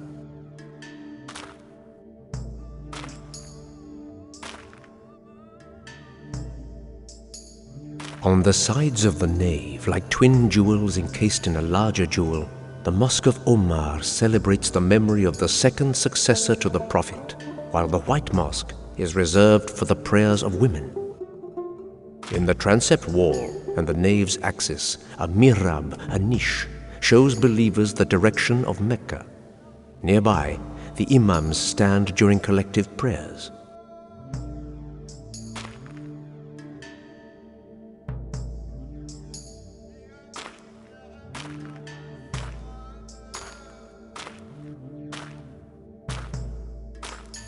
Under this cupola, where a frieze exalts the name of Jesus Christ, Prophet according to Islam, a sacred rock has the imprint of Muhammad's foot and the Archangel Gabriel's hand.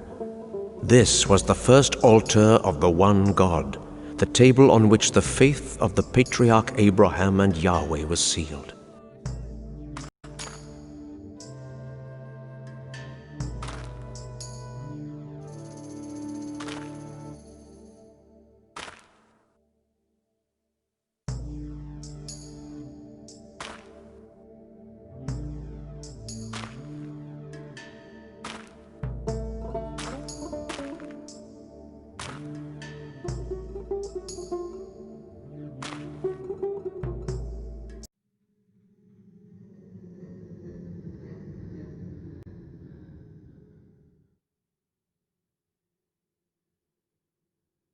Well, Dimi, it would seem that divine providence has ensured you are greatly endowed with the virtues of imagination. Have you found any information that may assist your search? I have seen and done some strange things, but all the places you made me cross were empty of all human presence. That I made you cross? But I have not said a single word since you closed your eyes. Anyway, forget that. Let that be your mystery. What else can I do for you? Nothing else for now, I'm afraid.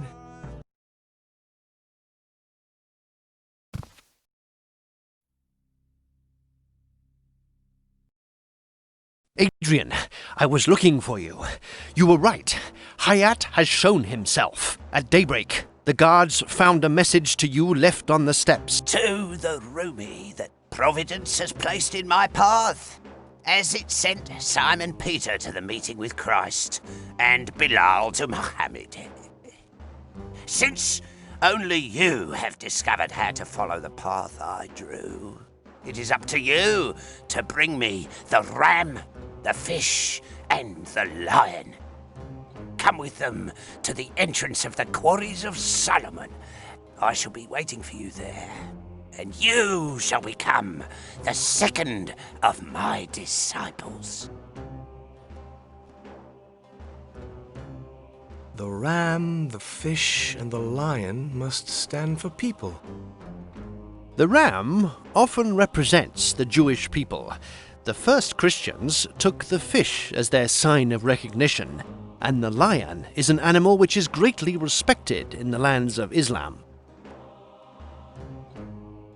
Do you know where the quarries of Solomon lie? A little outside the city, near the ramparts. I shall give the order to the guards to search them immediately. No, Governor. Hayat is using Hikmah to deliver a message of union to us. He will not harm her. But he does not yet know that Ibrahim has betrayed him. If he is angered, who knows how he may react? It is better if we do as he asks. Hayat speaks of a disciple. Do you think he means Ibrahim? Difficult to say. Obviously, the Chamberlain is the key to many things, but I do not yet fully understand his role. Resentment, frustration, jealousy, who knows? Even the most hardy souls can sometimes succumb. Governor, can you send for Imam Abdel Wahid, Archimandrite Palamide, and Rabbi Kalonimus? The four of us will go to the quarries of Solomon, and I promise you that together, the ram, the fish, and the lion will bring Hikmah back to you.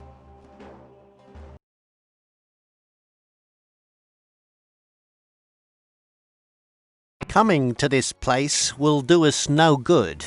This place is as dark as Sheol. Rabbi Kalonimus is right. These caves are a real maze. We could wander these passages for weeks if we got lost. That is perhaps what Hayat wants, to force us to spend a long time together. He would like to know which of us would manage to convert the others.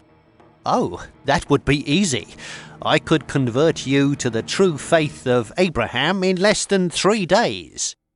And I could have you recognize Mohammed as seal of the prophets in less than 2 days. I shall persuade you of the truth of the word of Christ in 1 day.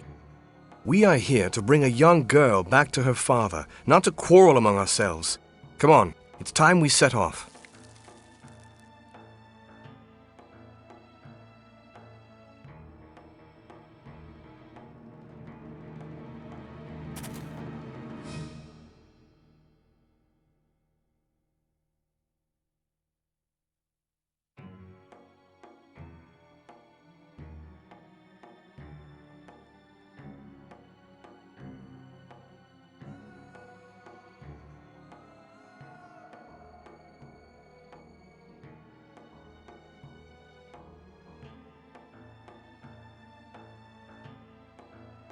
I think this sentence is intended for you, Kalonimus. It seems easy to understand. We are at a fork in the path. Hayat is asking us to take the right path, as our ancestors were led to the east when they left Egypt.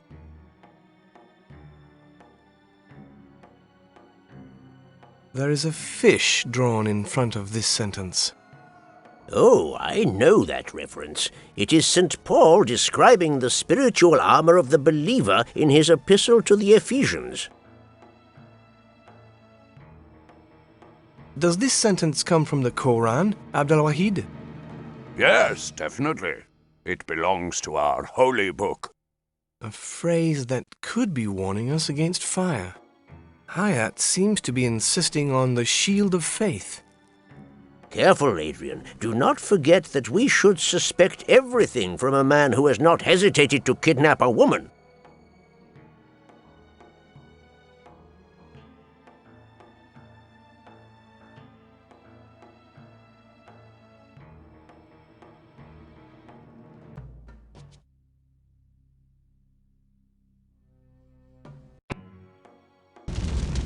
Is it really a good idea to follow, Adrian? Yes, well, we should perhaps go back on our steps and have the Janissaries come. This is too much. We are men of God, not explorers. Be strong. Hikmah cannot be much further. We must think of her, and we have everything we need to get past this obstacle.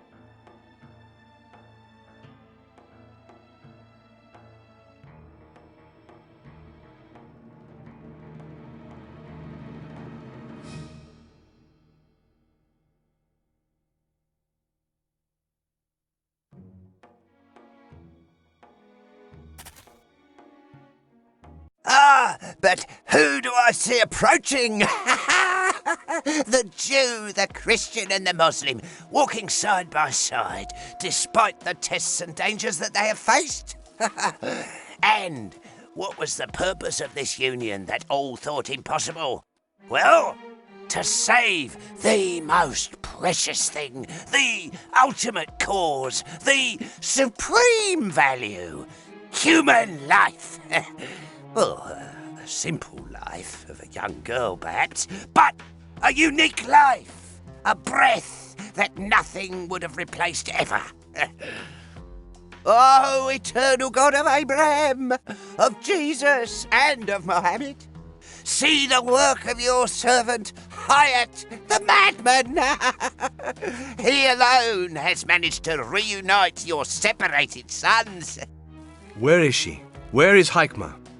Oh, she is there, in the shadows, awaiting my sign.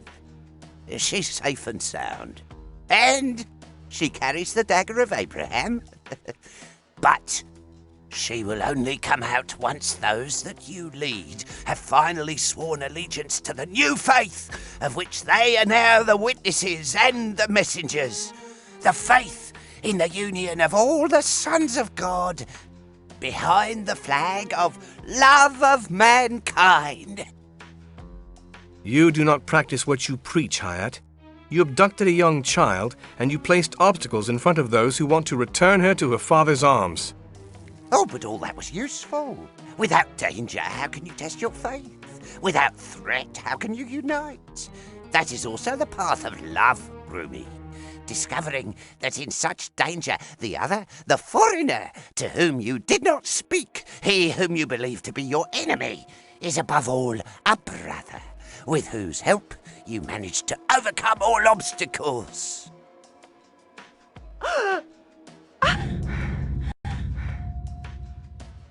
The path of love, you say, Hayat? If you do not yet know that the only rewards given to love are envy, ingratitude, and mockery, then you are truly senile, old man. Oh, Ibrahim, my disciple! Oh, but what are you doing? Oh! I have come to add my contribution to your work, Hayat. But it will not have the face you drew for it when I came to see you in prison. They will find the bodies of all of you in these grottos, and Soliman shall never forgive the governor for this. Even though you found me out, Rumi, there is nothing more you can do to save Hikmah. We came to save a life, Hayat. It is up to you to help us now.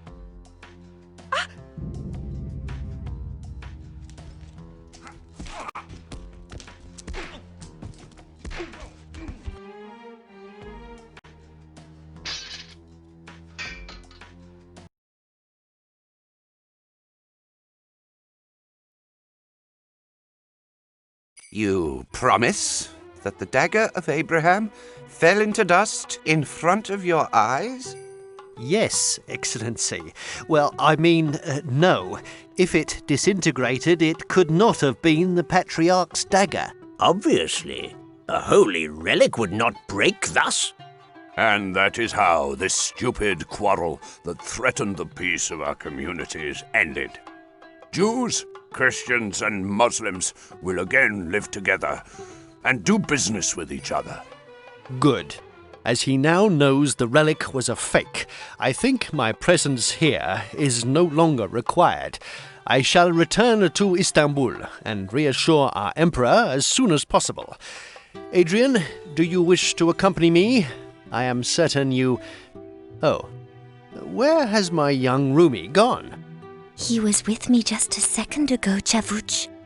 He asked me a strange question, smiled, then moved aside a little, then disappeared. A strange question. He asked me if I knew what my name was in ancient Greek. Your name in Greek? It is Sophia.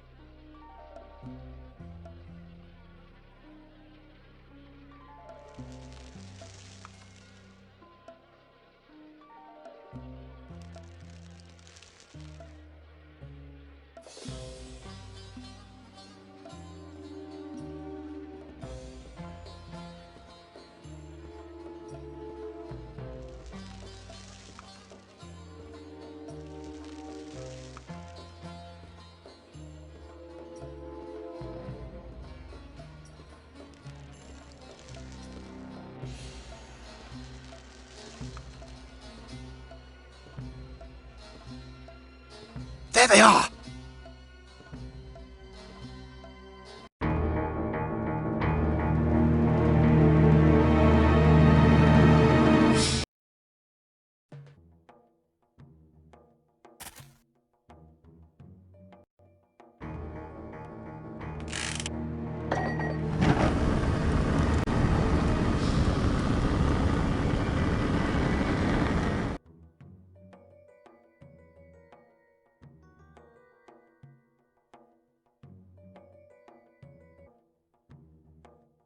The tidings.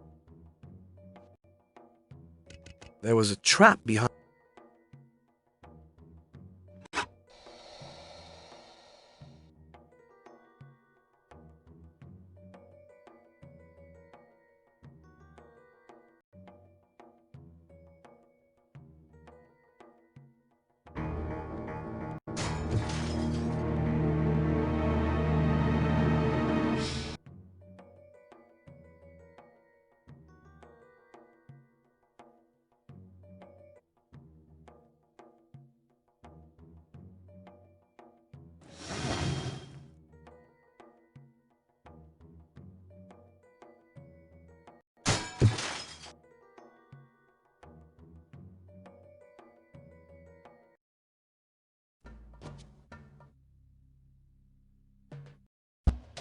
Are you prepared? What can I... No. Hi. It did...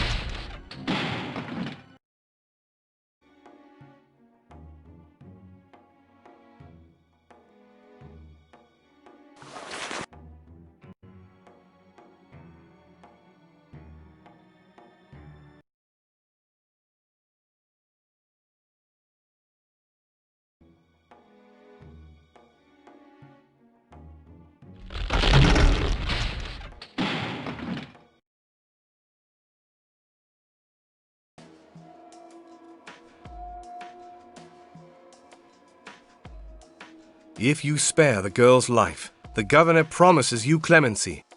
I know him better than you do, Secretary. I know he will not do so. No!